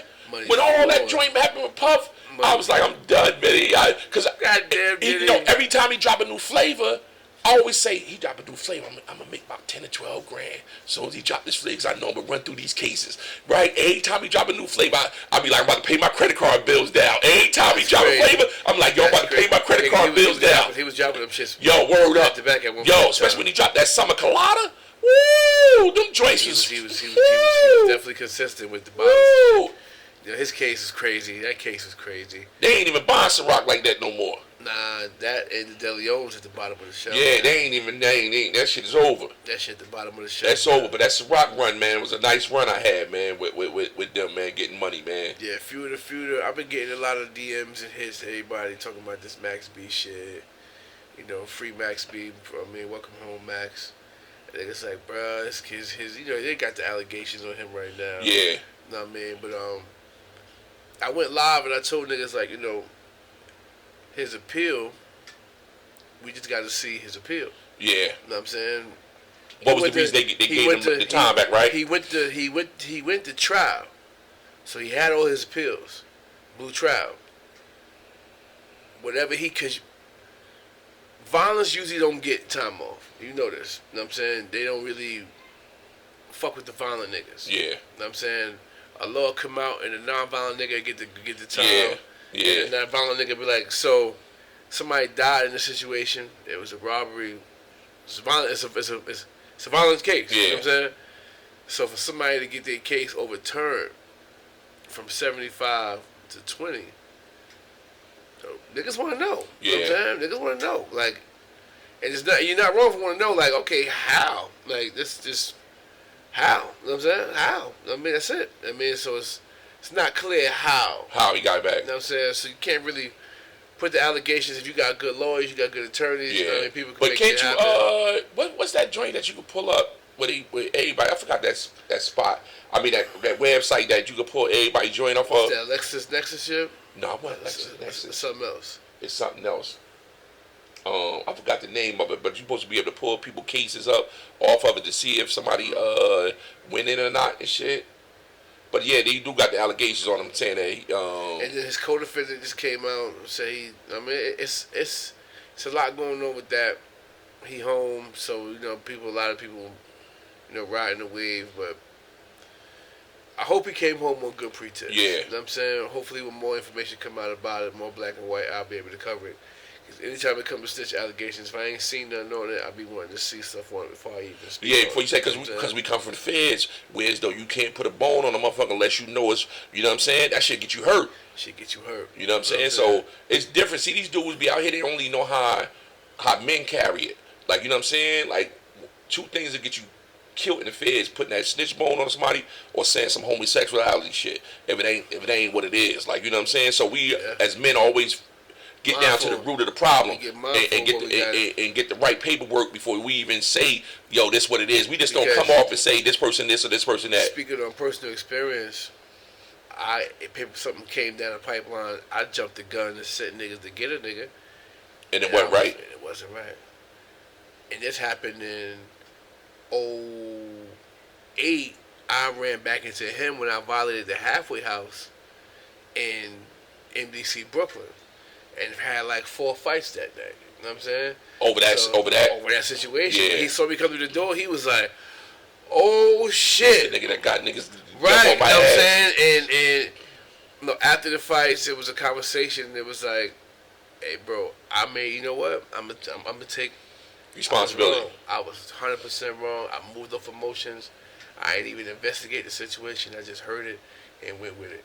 And from that point on, I always move with a, hold on, let me get the facts on this. Yeah. Let me get the fact. Let me get the backstory. Let me get the facts, because you know you can get somebody hurt, get somebody killed. Yeah. Shit real out here. This ain't no fucking internet. You know what I'm Yeah. saying? This is a real life we living out here. You know what I mean? You can't just go putting bones on people. Yeah. You can't just go doing that. You know what I'm saying? You can't, I don't give a fuck who you is. You can't just go doing that, thinking that that's okay. You know what I'm saying? And for the youngins out there, you know, shit follow you. You know what I'm saying? You think the feds look like, you know, when you see all them dots, they look like a big system. It's a very small system. Yeah. Shit catch up to you fast. It's a very small system. And shit you do, it's always somebody that's been in the state with you. It's always somebody that's been on the yard with you. Always somebody that saw you in transit. Always somebody that was on the yard with somebody that know you somewhere. And shit come back around. Yeah. 10 times harder. You know what I'm saying? Trust me, I've been through it and seen it. You know what I'm saying? And what would you tell, like, some of the youngsters out here that's chasing this dream of this street legacy of this like? To be honest with you, it took me to be 40 years old to get an understanding of saying, yo, man, I got to do something different, right? Okay. And sometimes you got to let them go through what they're going to go through, because when you even give them the information, they be moving in their own lane that they be like, old head don't know what they're talking about, or nigga that got soft. Because I used to call old head something that I thought was soft. Like, man, he got soft, but the whole time he dangerous. He just ain't, he done been through some shit already. Right. And he ain't moving like he used to move, but he's still dangerous. If you push him to that limit where he got to show you, you know what I'm saying? But it's always those ones that we got to do it for, and give them the information because they yearning for it. Right. Because a lot of them is followers too. They looking at what's going on. They really don't want to do this shit, and they following, right? So they got to see somebody that went through what we went through, right? Mm-hmm. Such as yourself, went through what you went through. Successful podcast, getting money the legal way, figuring it out. They got to be able to see that we transitioned, crossed over into this world, and we still semi-successful in their eyes, that we able to move out here and do certain things and be able to be comfortable enough to live without that lifestyle.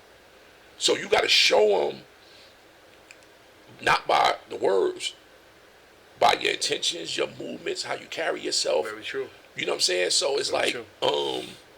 We can speak it all day, but when they see you carry, it's similar. Like, people watch, when we come home, people that's doing their thing, and they first they look and see how you really carry it. Everything you saying, as you standing on, you doing positive, and just another nigga coming talking that jazz shit.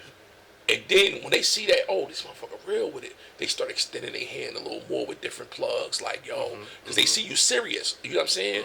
So I would tell the youngest, man, that everything that we gain in an illegal world, we can gain in a legal world. It might take a little longer, but it's going to be more fruitful. And less risk. Less risk and less headache. Don't waste 30 years of your life to get to the point where I'm at. When I came home at 40, thinking about life insurance, what I didn't have when I was running the streets. If I got killed, my family wouldn't have got nothing. They probably had to bury me. Like we talked about, we don't know where the money at, because we done stashed the money from everybody. They don't even know where the money at. Worrying about a 401k to make sure I'm living right outside of Social Security when I get 70 years old and retire. Not thinking about myself as much, having more empathy and thinking more about my family and what my decision does affects my family. It not only affects me, because when we do prison sentence, you're not just doing a sentence. Everybody that's around you that love you and that's your circle. They doing that time with you. Oh yeah. That time, they times at a standstill, and they doing it with you. Right. You letters, emailing you, coming, Picking that phone up, big shout sending to that those, bread. Big shout to those that come see it, nigga. You know what I'm saying? But I'm gonna drop a real drink on you, right? And this for the youngest too. When we on the dance floor getting visits, 95% is who? Females. Females holding us down. 95% said, if you go, let the roles reverse, and we go to a female prison, 95% gonna be females holding them down and their family members. It ain't gonna be the dudes. Gonna be the dudes, right? But we call ourselves real niggas. You're right. You're right. We call ourselves real niggas. We call ourselves being there for our homies. But the female go down, niggas turn their back on the female. Or when they come home, they dog them out and shit on them. A motherfucker that stayed down with you. I don't even give a fuck. She out here fucking. Long as you ain't disrespecting me and yourself. Because what I supposed to think you gonna hold your pussy for 15 years? Right, exactly. That's not gonna happen. But if you moving respectfully, right? You know what I'm saying? Mm-hmm. Holding me down, not doing what you not shitting on me. You know my areas. You know what niggas I fuck with. You know what I'm saying? Govern yourself accordingly. Exactly, bro. That's all I ask. Yo, when I was in the way, I ain't call home till after 1 o'clock. Like on Saturday and the weekend, I wouldn't call. Because I didn't even want that feeling of hurt. At 11 o'clock, you ain't picking up, or 10 o'clock, you ain't picking up. So I wouldn't even put myself through it. So I call 2 in the afternoon, 3 in the afternoon. So I ain't gonna put myself through this. Might not call it all. Just Saturdays be all weary and shit. Yeah. You gotta find a movie and some shit. Yeah. Ain't no mail coming in. You know what I'm saying? You ain't getting no mail, no shit like that. Saturday, Sunday, you be like, you just be in that motherfucker trying to find something to do in that bitch. Yeah. You know what I'm saying? So it's like, that's what I would get the youngest, man. Just, look at the people before you. Look at the guys that done been through all this stuff, who's telling you this ain't it. Ain't nothing cool about doing 10 years. I did 42 months. Drug program got me home a little earlier. It ain't nothing cool about that. Because the time that I spent there, because when we run in the streets, we always think we ain't got enough time. We be like, man, there ain't enough time. When they sit you down, you realize how much time, and how much time is 24 hours. 24 hours, yeah. You know what I'm saying? And I said to myself, like, damn, I could have got a college degree during this time. I could have went to college and got a degree. The time I'm sitting here in prison, you know what I'm saying? Our focus just don't be in the right place. Yeah. You know what I mean? And when you go in there, your focus be 1,000. On a hundred. Yo. No drugs, no distractions, no cell phone. Yeah. Just library. You locked in. I wrote 5 books, my nigga. Yeah. I wrote 5. I got 2 published. Wrote 5 books in that motherfucker. You know what I'm saying? This is the time that you had on your hands. Boom. Fucking with the, you know what I mean? Fucking with the captain in there. She let me bring the typewriter to my room. I'm in the room. You know what I'm saying? Typing, writing books. Wound up getting the publishing deal while I was in there. Got shit picked up. Sent me $2,500. Nice. You know what I'm saying? What? $2,500? What? Yeah, that shit. We running that's running like a year. Zooms where? What? Let me go to whole $390 for the store. You tripping? Like, you know what I'm saying? So, like, I get it, man. Like, I tell these youngsters, yo, like, and I can't wait to interview somebody who had it hard in there, because if you're a certain type of person, it's going to dictate your time. You know what I'm saying? When you have respect can carry you a long way. And that's something that these youngsters don't have, is the respect. Yeah. They dying for it. Yeah. And don't even know how to exude it. Yeah. So just how we said earlier, how pardon self and excuse me is your most famous words in the feds.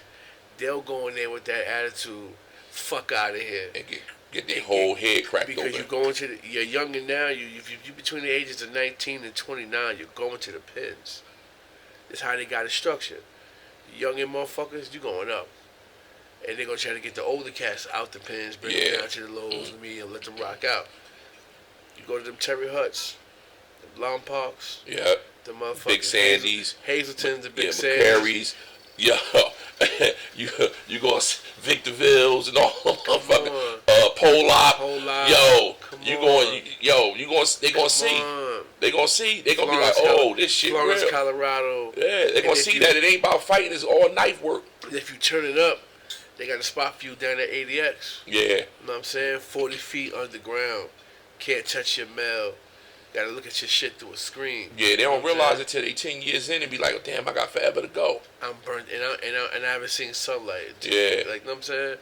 Like, it's really real, man. Like, and I can't wait to be able to, you know, get a group of young kids, man, and take them into these prisons and really get a chance to talk to these. You know what I'm saying? Like, Yeah, that's and my see. goal. So they That's can my see. goal, to really take this podcast shit to the next level and give back directly. Yeah, You know what I'm saying? And not only going into these group homes or these schools and talking this shit, pulling up with your car and your jewelry on. Now, complete this program. I got a job for you. yeah, You know what I'm saying? I could put you somewhere, get you some money, some fucking skills and some tools. So that's what I'm working on. Yeah. Right now, to be able. We just came across the initiative for young women. If you've been in jail and you on probation or been off probation within the last 7 years, we got funding for you behind any of your bills. Oh, Your bills. nice. You know what I'm saying? You know, grants to give money for bills, PSC&G, cable. Oh, damn. Light, you know what I'm saying? That's what's up. If you know any woman that's been down, Morris County, Hudson County, Essex County, Passaic County, if you've been to jail and you're home on probation or you've been off probation within the last 7 years, we got money for you. You know what I'm Damn. saying? Help out. I mean, working for some initiatives right now to get something going for the fellas, because I don't want my youngest to go through that. Yeah. You know what I'm saying?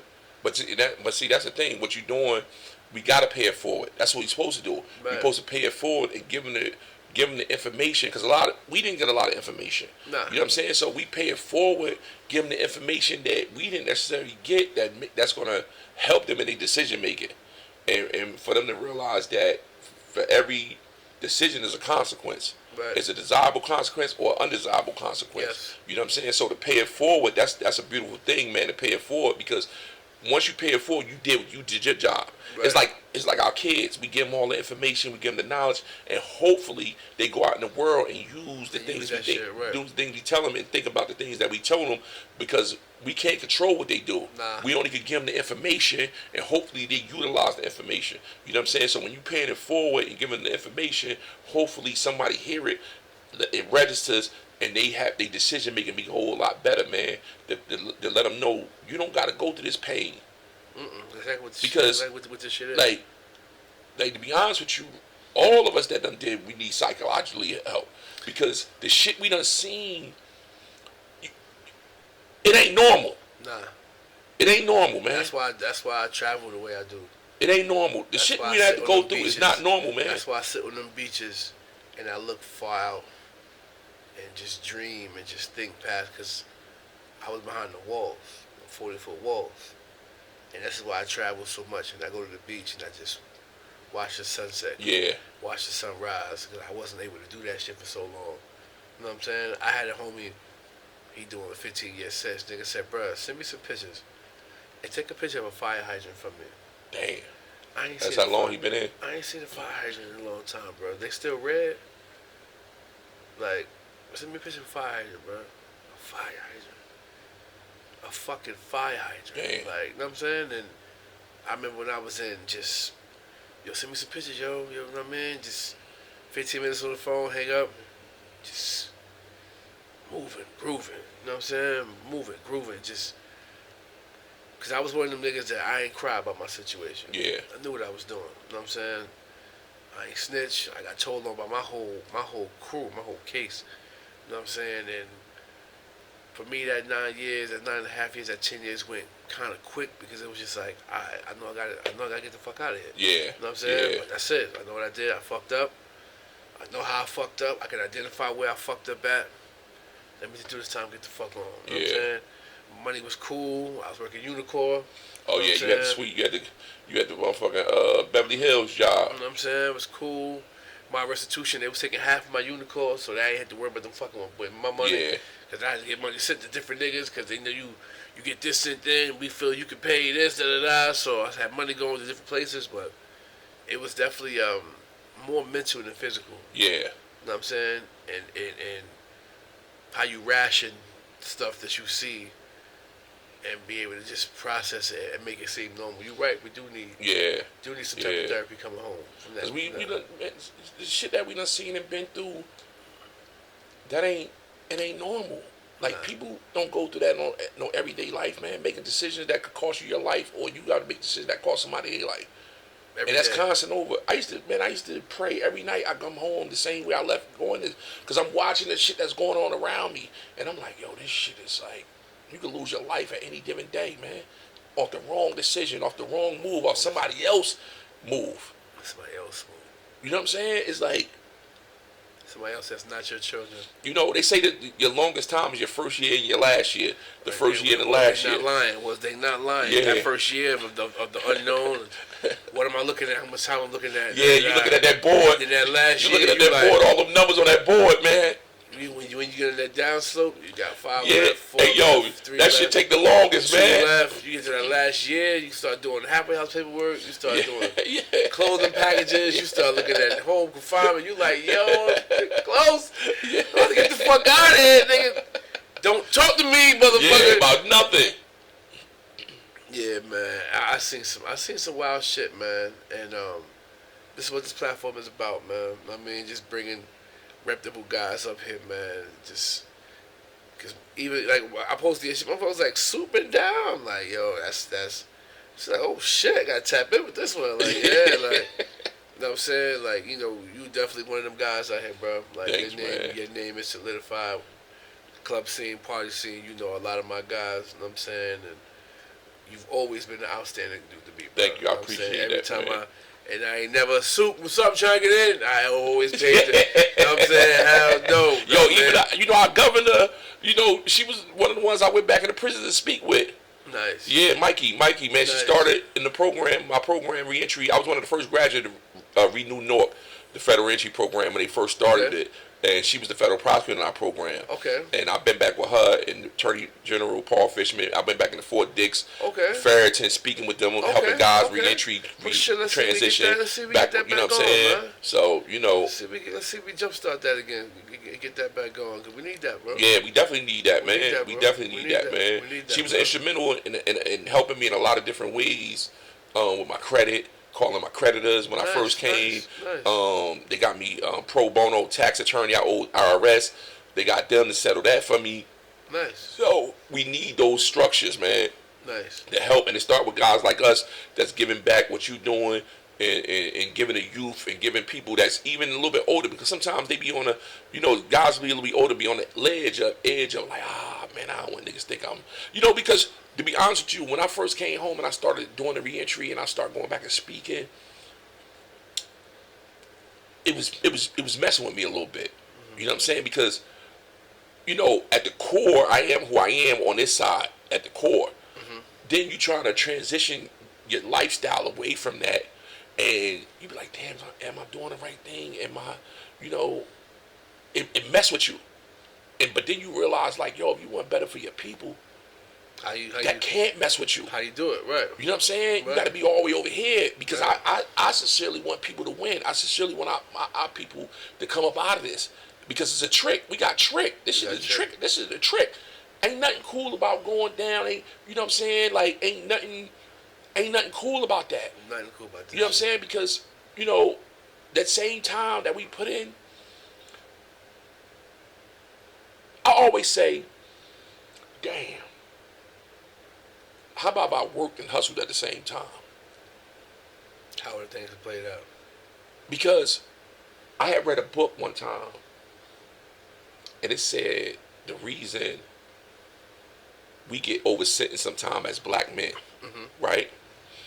And when they broke it down, it was the truth, right? If you look back at the hindsight, right, and I'm telling you, tell me what you think. So they said, with us, when we commit crime 24 hours, 7 days a week. When another nationality commit crime, they might be at work for 8 hours a day being a plumber or a roofer, a welder. But when they get off at 4, they out here in the underworld. But from 7 to 8 or 9 to 5, out the way. They contribute to society by paying taxes. They contribute to society in a different way. When we wake up in the morning, we strap up, get that shit off the dresser, bang, get to work, bang, go to the car, put everything in the box, bang, and we off from sun up to sundown. Sun up to sundown. You right? We ain't even trying to go nowhere punching no clock for 8 hours to be out the way. If you punch the clock, you might not even have the energy to even do that extra shit. Or you might avoid some of the rest that we had because you was out of the way. Yeah, out the way. The eyes wouldn't be on you as much if you was out the way. Very you know true. what I'm saying? And I sat back and I thought, I'm like, damn. That's You true might got an as Ecuadorian dude, he might be a roofer. But when he get off, he might be moving 1,000 birds. Right? driving around with his vest on, his hard Dude, hat. Italian motherfucker might be out here extorting motherfuckers, different companies, but in the daytime, we at the construction site with a hard hat on, boom, boom, right? You're right. You're right. When we sit back, he paid his taxes to break law. when we sit back, and I look, I'm like, damn, we do just get too fucked up. We just be out here all. How you wake up in the morning feeling evil? Hey yo. But I'm gonna keep it all the way real with you, right? You know how I knew it was all the way real with how the community was and how shit was just out of control? I sat back and I said to myself one day, right? I said, if I'm riding out here doing all the shit I'm doing, moving, and sometimes I walk off my porch, I'll be nervous. If I don't know if I'm gonna make it back in here, because with all the shit that's going on out here, I don't know if a nigga get in the car, I'm serving them, nigga bang me, you know what I'm saying? Or you out in the club, somebody lying to you for your jury or whatever. So I'm like, if I come off the porch nervous every day, imagine what the regular citizen who ain't part of our lifestyle, who ain't grew up in this, who ain't part of this, because after a while, shit become numb to us. Right. You know what I'm saying? So it's like, how do they feel every day? What's their fear level? You're right though. What's their fear level when we on the block and we in their side of they driveway or they alleyway yelling, yo, I'm right here. Hey, looking at the window. And out the window, they trying to go to work the next day and we in the side of their driveway. And they out, yo, Music up loud. I'm right here. Like, you know what I'm saying? Terrified probably. Terrified. You know they scared to death to tell you to get from out in front on the side of the house. You know what I'm They saying? won't call the cops on you, none of that shit. Like, you know what I'm saying? Terrified. So when we sit back, it take a real person to reflect, look in the mirror, reflect on the damage that we caused to our own community, Right. our own neighborhood, the damage we caused. Right. Because to be honest with you, we turned our neighborhood into a hood. The stuff that we was doing and the stuff that we was carrying on. So we supposed to do what we doing, paying it forward. Because we took it backwards. Take it backwards. So we supposed to pay it forward and help develop the brains of the youngins to bring them up out of some of this shit. It ain't gonna stop because America was built on violence. I tell people this all the time. America was built on violence. That ain't gonna never end. Right. It's the American way. Violence is the American way. I don't care how you Right. slice it and dice it.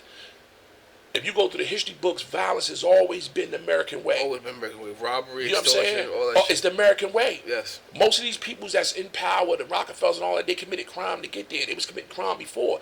They just had somebody to help them transition from that part of their life and give them that side and show them, oh no, this is the side you're supposed to be on. Very true. But their main capital came from the underworld. Yes.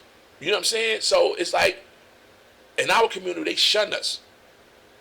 Instead of helping us, they shun us. Instead of saying, oh, this guy, he got a brilliant mind. He ran a block for 10 years, a 24-hour shift, packaging, distribution, marketing. That's all business. It's all business. Oh, and we bring them over here and show them another way. But our elders and our people that's in political power, they shun us. But if you look at every race, Polish, Irish, Italian, if you look at Gangs in New York can tell you, if you watch the movie and dissect the Gangs in New York movie, they'll show you the underworld. What's the other world? And they'll show you the people that was in position from that's from their community, showed them to the other side. Let me bring you on the other side and show you. This Let me clean you up. Let me clean you up. I'll show you this over here. Let me show you how to get this legally. And I think that's what these youngins is missing. The person out there to show them. You got to show them the way, because you could talk, but if you ain't showing them, like how you saying initiatives of helping women who came from prison with grants. At the end of the day, your mission at the end of the day is once you follow all the protocols, yo, can I place him in a job? Because we could talk all we want, but can I place this kid? Mm-hmm. This kid is looking, but can I place him here, over here, and say, yo, I got something for you over here, $18 an hour. Boom. Can I place you over here? Boom. Do I got companies in place to place you over here? Boom. So he can feed himself, right? And I feel like he wasting his fucking time. Because we all don't come from a family of that's hardworking, going to work, doing the things he's doing that could show them. Some of them coming from a family. We don't know why this girl promiscuous, because she's watched her mother sell her body. Mm-hmm. Mm-hmm. We don't know why he's stealing out the store. Because he helping he trying to feed his little brothers who can't feed themselves. Right. Because their mother or father getting high. Right. You don't know why he's doing what he's doing. Wow. Because, and I used to tell the people in my program that went to college and they was my counselors, and I'm like, yo, you reading from a book. This shit is real life. I remember my mother kicking me out my house, and I'm going to live with my father getting high. And I remember them turning the water off. I remember in high school, going to high school, I used to have to eat at my friends in them house, or I wouldn't eat. And his mother used to feed me in high school, freshman year. His mother Jamaican used to feed me in high school because my father was getting high. He wasn't cooking. Right. I remember the water going off, and I got to take a shower in the cold with cold water. I got to lather up outside the sink and then jump in the shower and spin around real quick. Right? I remember taking, we didn't have comforters back then. It was quilts. And I used to have to go to sleep in my snorkel and quilt on because it was so cold in the house. I remember those days. And a lot of these youngers, they going through the same thing. Worse. You know what I'm saying? Worse than that. And it's like, yo, how do you get through to them babies? Right. Because they emotionally damaged. Right. Because like I said, this shit is not normal. Yeah, right. So sometimes we can say, damn, they doing all this crazy shit and all this, but we don't know. We don't know the magnitude that they... The shit they done been through at 11, 12 years old, 13 years old. 4, 6. Family members touching them. 7. It's you know, deep. When I came home from 30 to 42 that I am now, for me dating several women, having conversations with women, I've met over 24 women who've been in this situation. And it's sad, bro. Yeah. Like the numbers is like what? Like I was talking to a girl, she said her grandfather touched her.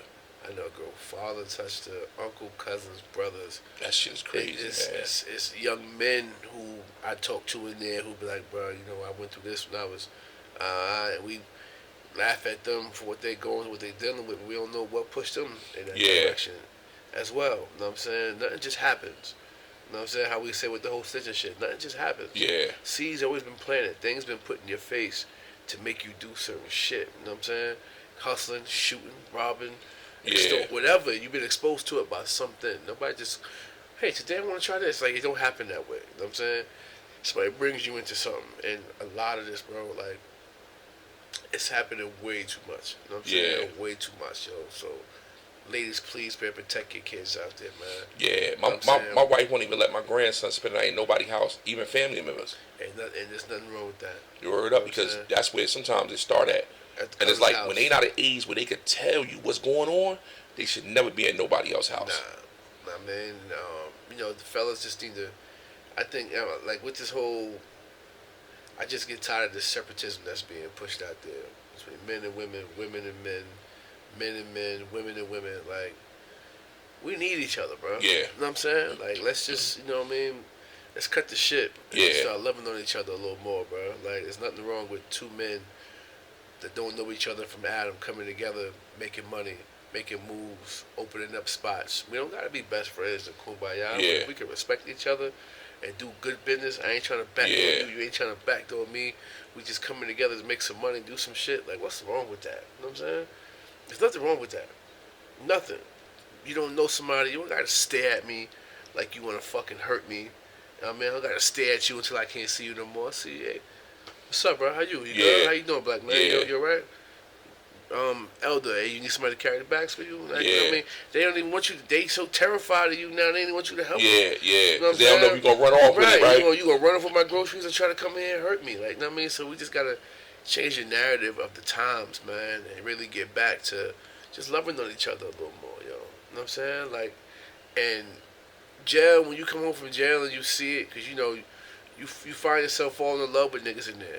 Yeah. You're fucking celly for 4 years, 5 years. Yo, it's crazy you said that, right? Because before I did my bid, like my dudes that did bids, my family that did bids, and they be close, so close to somebody they was locked up with, and I'd be like, damn, how they, like, you know what I'm saying? And then when I did my joint, it's because when you around someone every day, you become a part of them, they become a part of you. Yeah. Like, especially when it's a good motherfucker. And you know what I'm saying? It don't matter where you from. Like, from Minnesota. And that's the thing, right? Mississippi. How you just said us coming together, right? When we get in the feds, niggas all Jersey card. Nigga, we don't even know this dude, but he from Jersey. Mm-hmm. We all Jersey. Mm-hmm. Like, you know what I'm saying? So it's like, but we get out here, we don't fuck with each other. You know what I'm saying? But when you get behind that motherfucking wall, or we going to motherfucking over here, niggas, this is a Jersey car. It's all Jersey. It's all tri-state. I done had niggas from different cars, situations I get into, niggas on the yard, right, side by side. I'm with you, bro. I don't give a fuck what you a part of. I'm with you. You know what I'm saying? Niggas from Atlanta, Tennessee, they eat my motherfucking man. He ain't going nowhere. Yeah. Straight like that's that. That's the camaraderie you done built with somebody. I'm getting into with so long. You eat and sleep and walking with a joker. My man from Harlem and shit, Jules. He used to own Felon magazine. Well, he still put it out sometime, but that was my dog. We used to walk the track like in Fort Dix like every day. Me and him, my Jamaican man from the Bronx. He was down with the Shower Posse. Okay. We walked the yard every day, just building. Every day building. Me and Jules, we in the same unit. We going, we working out together. Bum. He pushing me because I ain't no workout dude. He pushing me. Only time I ever worked out was when I wasn't locked up. I ain't never worked out after that and shit, or before that. That's the only time I ever worked out. You know what I'm saying? I get it. But he pushing me. You know what I'm saying? And we just chopping up every day, walking the yard. Like, somebody had said, so when they would send me back on the west side, dude from his hood said something about him. This nigga I've been walking the track with. Right. For like 13 months. Right. Working out with, eating together. Like, we done built a camaraderie with each other. And I'm like, so dude, my man came and told me, I'm like, yo, what you say? Because you was walking the track with us. What you say when that nigga said that? Right. He was like, oh, so I said, nah, my nigga. I said, I'm about to call over to the other side and tell him these niggas done said some bullshit about him. Right? So, I call over there. He must have called back over here like, yo, I'm on my way over there in 2 weeks and they shipping me out. I'll be over there in 2 weeks. I'm going to see you niggas when I come over here. So now they running around the compound nervous because he a problem, right? They running around the compound. So they asking my man, yo, who told him? This scary nigga that what told him Soup said. Oh, shit. Yo, this scary. Soup called him on the phone, told him. And that's my man, though, but this scary nigga went and told him. I said it instead of just be like, yo. Don't worry about it. Yeah, don't worry about it, right? So they called, my man called me, was like, yo, they want to holler at you, Soup. I'm like, all right, I bust in the room. What's up? I'm on go time. Like, what's up? He like, oh, no. I said, yeah, I'm the one called over there and told him. I said, you done put a bad name on my nigga. I said, yo, show the work. If you saying this and the other, show the work. Because you just can't run around and tell me about somebody I don't fuck with. You got to show me. If you got some intel, nigga, show it. You got to show me. If not, you going to pay for your words. Word up.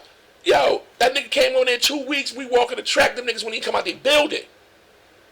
They wouldn't even come out, they building. It be like that all the fucking time, bro. When he come out, they build. I'm like, but you ain't going. Like that all the time. But bro. now I understand. Like when my dudes, did state time and they be like, oh, that's my nigga. We was down such and such together. And I just be like, damn, how that? Now I doing time with somebody and bonding. That's a different type of bond, different bond, bro. That's a different type of bond, bro. Like I done met dudes that come to my parties from Connecticut, Virginia, or they hit me Because they used to be like, damn, so what you gonna do when you get home? Like, man, I'm gonna do parties. All I know how to do is sell drugs and parties. I don't know how to do nothing else. Right. I ain't learned how to work a drill till I start working at my job. I don't know how to do nothing else but sell drugs and do parties. I said, all I'm doing is do parties, man. So they was like, word? I'm like, yeah, man, that's all I'm doing. So they hit me now and be like, yo, that's all you used to say you was gonna do parties when you come home, bro. You ain't lied. You went. I said, bro, I told you that's the only thing I know how to do. And when I was in Fort Dix, I had called home one time. I'm talking to my man. I'm like, he tried to rush me off the phone. And you know, sometimes when you want to beat down, you try to take your mind out of here. I need 15 minutes. Yeah, you try to go into the world. Like, you know what I'm saying? You try to take your mind. And me, I ain't a jail dude that constantly always did. I was locked up like constantly. Like, I ain't go through the ranks of minor league to major league to all. I ain't go through the ranks. I did 6 months in Caldwell. I did 5 months in DC. I did a few weeks on Rikers Island, couple weeks in House. I ain't go from a 3 flat downstate I went straight to the big leagues and shit. You know what I'm saying? I ain't get that privilege. I went straight to the big leagues and shit, man. So it's like my man, he telling me, and I'm like, yo, you watch me, and I told you what I was going to do. So they always tell me they proud of me. It was like, yo, man, I'm proud of you, man. So when I'm in there, I'm talking to my man, I'm trying to get out there for the 15 minutes. And he trying to get me off the phone. I'm like, damn, bro, I'm trying to beat down, bro. He was like, no, so I gotta go. I'm about to go to this black affair, right? This was the moment when I was doing parties before, like I said, I was hustling. Mm-hmm. So the little couple of money dollars I was making, $1,500 here, $2,000, that shit really about nothing and shit. Okay. So when I already knew I was going to lock in on this, what made me know it was some real money out here in the game, he was like, yo, man, I got to go, man. I got to go to this black affair, man. He didn't even say Sharif's name. He was like, I'm about to go to this black affair at MetLife Stadium. I said, you about to go where? He said, I'm about to go to this black affair at MetLife Stadium. Sharif Mission Entertainment got a black affair at MetLife Stadium. I said, where the Giants play? He was like, yeah. He said, I got to go, man. Call me tomorrow. I hung up, right? I walked to my room, laid on my bed. I said, these white people don't get that man MetLife Stadium. It's some real money out here in this party shit. It's some real money in this party. I got to get this shit. He just showed me, without showing me, it's some real money out here. They let this man they done gave on the football field. This dude MetLife Stadium, $1 billion stadium. They just gave this man MetLife Stadium to do a party. I said, oh, it's some real money. I got to get to this shit. Mm-hmm. It's some real fucking money. That was my moment where I said, that made it clearer for me that this is what I'm going to do. Go ahead and turn up. Right. This is what I'm going to do. I'm going to lock in. And what I said was, mentally, right? When I was out here before, I'm moving strip clubs, regular parties. I'm doing Norries and shit like that or whatever. I'm doing hood shit because I'm in the hood. I'm a hood nigga. I'm doing drug dealer shit, right? I already knew that wasn't me no more. I'm coming home. I ain't hustling. I ain't got no money. I ain't got the same swag I got before I left. Mm-hmm. I ain't got no street clientele. Only time you can really lock motherfuckers in with the streets is when you knee deep in this shit, right? I don't really know who getting money. The niggas getting money because I don't want to know. Right. Because this conspiracy just taught me that I went to jail off 3 phone conversations. I ain't get caught with a drug. I did 5 years. I got sentenced for 5 years for 3 phone conversations. I ain't get caught with 1 drug. No drugs. 3 phone conversations got me a 5-year sentence in the feds. 3 phone conversations. That's crazy. I ain't get caught with 1 drug. That's crazy. And with my jacket, I just missed career offender by 8 months because I caught my case in December 2013. My last drug conviction was November 2007, I think it was. So with them convictions, if it was in that 10-year stance period, I was career offender, like my co-defendant with 15 years. And that's another thing the youngers don't know. Your criminal history is from your state. So everything you done copped out to probation in the state for, you done went and did a little skid bid here, you done went in the county for this one, all those convictions going to count. Even 2 driving charges that you plead guilty to is a felony. And not having your high school diploma or GED is going to determine your motherfucking That point your system. custody level. Yeah. You know what I'm saying? So When they sit down with you and do that PSI, that's about what, 2-hour conversation they have with you? but About an that's hour and a half? but look, you just said it right. Back to what I said was when I told you about the book saying we just commit crime every day. What the PSI taught me was when they ask about your education system, who your father was, who your mother was, then they start asking you your job, what, did you ever work and all that. So when you up there and you ain't got no job history, that's telling the judge and them, all you did was commit crime all your life. Because if you ain't got no job and you ain't contributing to society, how are you paying your bills? Only way you can pay your bills is you out here committing crime to pay your bills. Because if you ain't got no job, how are you living? How are you feeding yourself? Right. So that's letting them know, oh, all this motherfucker doing is committing crime. Right. So I'ma smack him around, get him the top end of his sentence, because he ain't doing nothing but fuckery all day. Right, exactly. It's a difference if you had a job during that time and he was like, okay, he worked for 20 years, but yeah, he was out here doing what he doing, but he got a 20-year work history. Right. That means he was contributing to society in some type of way. He was contributing to society. Right? That let me know, that PSI let me know, like, damn, that's your whole history. Everything. That's everything. Your whole history. And it's so like, they really can't tell you how much time you're looking at until you do that PSI. Oh, I never knew that. Your PSI, because that's when they break down. Your lawyer can tell you, I can get you X amount of years. They can lie to you all day. That PSI is crucial because that determines your custody level. Yeah. That determines your point system level. You looking at what you thought 30 months, category 3 now is 180 months. Yeah. You know what I'm saying? Boom. You didn't realize that when that shit come back, let's say you category 2. Whew, okay, boom. Now you, go over. Okay, boom. Now I know where I fall at. You don't get your guidelines. You range until you do your PSI.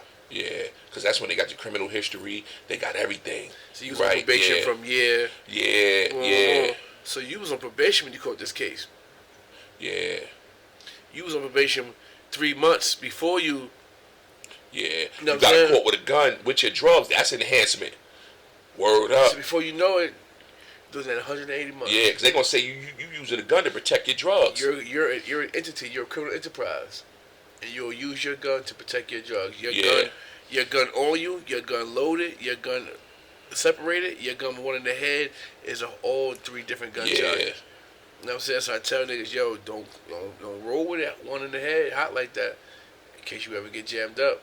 If it's apart, it looks better. Yeah. You know what I'm saying? Your Honor, the clip was over here, the gun was over here. He wasn't willing to do anything at the jumping for dime. Because when you ride with it loaded, that means you willing. Yeah, you ready to go. You ready to go. I'm hot. You know what I'm saying? And 9 times out of 10, you're going to shoot your motherfucking self trying to pull that shit out. Yeah, like Pop did when he would, So you trying to pull out so fast. So many, it's going down and you trying to get to it. So many motherfuckers have shot themselves in the leg, bro. Yeah. So many people have shot themselves in the leg. Don't make no sense, you know what I'm saying? But, like, even that shit that happened yesterday, you heard about the killing on Chancellor? I heard about some 11-year-old kid. I just heard about it this morning, I think. 11-year-old kid. And then somebody jumped, a kid fell out the building, right? A 2-year-old died that fell out the building on Elizabeth Avenue across from 440, where that new building that's being built.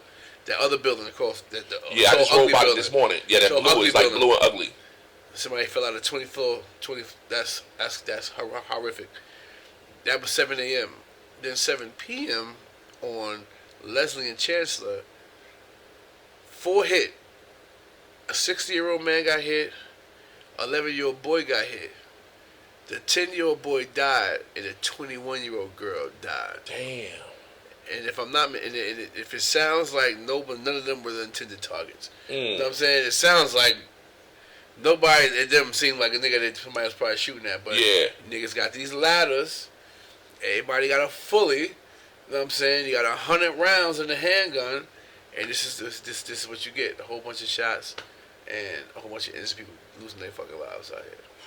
You know what I'm saying? So North went through some shit yesterday. Yeah. Yesterday was a day for North, for real. Like that was sad. I mean, that was sad. Damn. 10 years old, 10 years old, man. You ain't His see family nothing. tore up right now. You ain't see nothing. 11-year-old boy, even though he's living, he's gonna change. Yeah. Either he gonna have PTSD and be fucked up, or he gonna be a monster. You know what I'm Yeah. saying? He carrying guns now. Now I ain't gonna never get shot again. Like, you know what I'm saying? You know, shit like this perpetuates the mind, bro. Yeah. You know what I'm saying? Puts you into a whole nother. You know what I'm saying? You start thinking different. Motherfuckers go through shit like that at 11 years old. You know what I mean? So, shouts to their family, man. I send my condolences to them and their families, Yeah, man. most definitely, man. Prayers You know, up, prayers man. up for them, That's man. that's deep. Yeah, man. Even 60-year-old man, like, you probably just coming out the laundromat or some shit, you know what I mean? And you didn't expect that, you know what I'm saying? Like, Damn. we live in a different time, yo. We live in a different time, man. You know what I mean? We live in a different time, man. And, like I said, I'm honored and elated to have you here, bro. Like I said, I appreciate the invite, man. You're definitely one of those guys out here, man. Influential. You know, for somebody to look at you and see what you've been through in your life and see the success that you had with the parties that you drove, that's motivation, bro. You know what I'm saying? I appreciate that, man. I mean, your parties are always safe. You always got the top flight women in there. It's always a good vibe when I come party with you, bro. Nah, I appreciate You know what I'm that, saying? man. That's why when you hit me, I said I'm locking ASAP. Definitely, man. I mean, always, I mean, come to your parties, come see you. I just be want to shake your hand. What up, bro? I'm over here. I'll see you. I'm over here. Don't even worry about it. Come see me. What up? You good? Go ahead, give me a bottle. I was at a joint yesterday, and the female kept saying, "Come here, come over here. I need you." I said, "Baby girl, I'm on home. I'm on workers' comp. I'm like, I can't be moving all crazy. I'm fucked up." And she just wouldn't take no for an answer. I'm like, "Baby, like I'm not moving like that, I can't move like that. I can't move. You want to do the cha-cha slide? Yeah, I can't. I can't move like that right now. You trying to get me jammed up? I can't. But definitely, man, this was a dope-ass interview, man. Thank you, brother. Dope-ass interview with my brother Soup, man. If there's anything you want to say to the youngins or to the people watching right now, man, before we close this episode up. Just want to say, man, keep striving for the best. It get greater later. Whatever you want to do in life, it can happen. Whether you 18 or 50, you can always change your life around. You always do things. Always. Put yourself around like-minded people, and you're gonna go far, man. People, places, and things. Just People, thank you, places, and things. everybody out there, for the support who supported me. That came since I came home and transitioned. Because even I could put a dope idea together, but without the people supporting me, it's just a dope idea. So I just want to thank everybody out there supporting me, man. Thank you for the invite, man. I appreciate when you hit me, I said I'm man. gonna lock in ASAP. I appreciate you, man. Support is free, bro. And show the love and shit, man, and lock in. And I just want to thank everybody, man. Thank you mainly. And you got a birthday bash coming up. Yeah, December 13th, man. I got Birthday two bash dudes from coming Power, up. Isaac Keys and Chris D. Lofton from Power, hosting December 13th. That's gonna All be a black movie. effect. That's gonna be a movie. Upscale event. That's gonna be a movie. Suited and booted. We in And the building. 466 West Orange, man. The tables are sold out. Yeah. The tables are sold I out. already had people get on that. The tables are sold the fuck out. Yeah. So come with your comfortable shoes Yeah. on. You're gonna be standing in that motherfucker. Yeah. All right? Yeah, designer sneakers are welcome, so you can be comfortable with your slacks and throw on. Listen, you know what I'm saying? throw your shit on, man. Black affair with all black affair, right? Yeah, all black affair. All black affair. Yes, December 13th, 466 West Orange. 466 West Orange. Make sure y'all tap in. NjSoup on all platforms. That's his name on every goddamn thing. If you can't find Soup, you ain't got fucking Wi-Fi, my nigga. That's right. You know what I'm saying? Straight like that, man. This is another dope ass interview, man. Bluetooth it. Bluetooth it. Bluetooth Soup. Ask Siri, ask ChatGPT. They know who the fuck when you want to go somewhere, have a good party at. They know where to go to, my nigga. But you know this shit, man. Always love, man. Always love, my nigga. True indeed. Love, brother. I appreciate you, my guy. Motherfucking Soup. Yeah, that was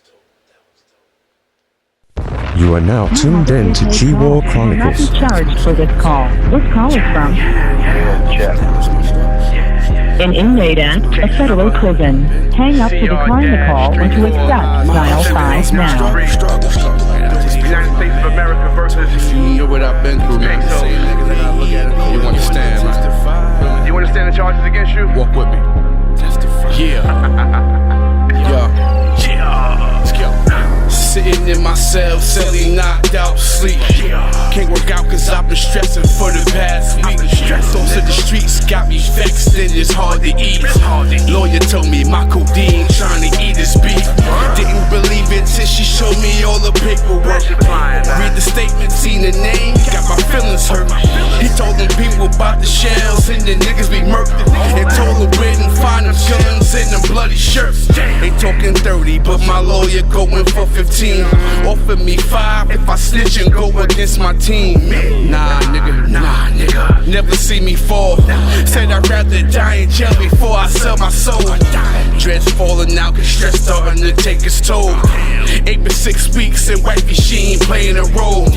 Mom's tripping, you can hear the shit all through the phone. She said, baby, this is crazy and I need you home.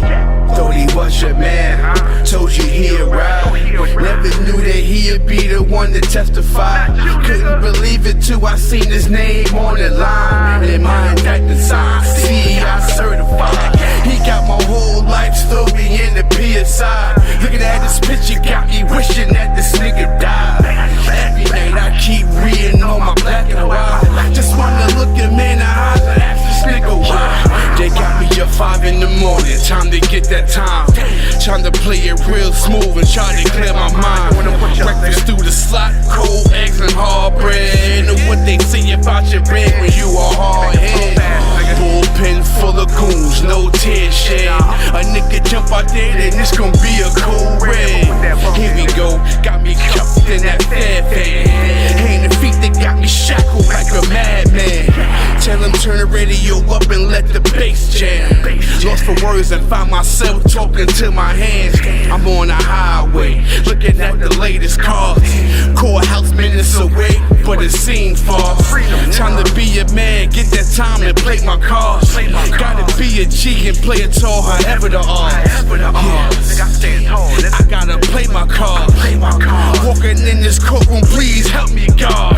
Thought he was your man, told you he'd ride. Never knew that he'd be the one to testify. Couldn't believe it till I seen his name on the line. And my indictment sign, CI certified. He got my whole life story in the PSI. Looking at these pictures got me wishing that this nigga died. Every night you keep reading all your black and white. Just wanted to look him in the eye and ask this nigga why. They call my last name, time for me to see the judge.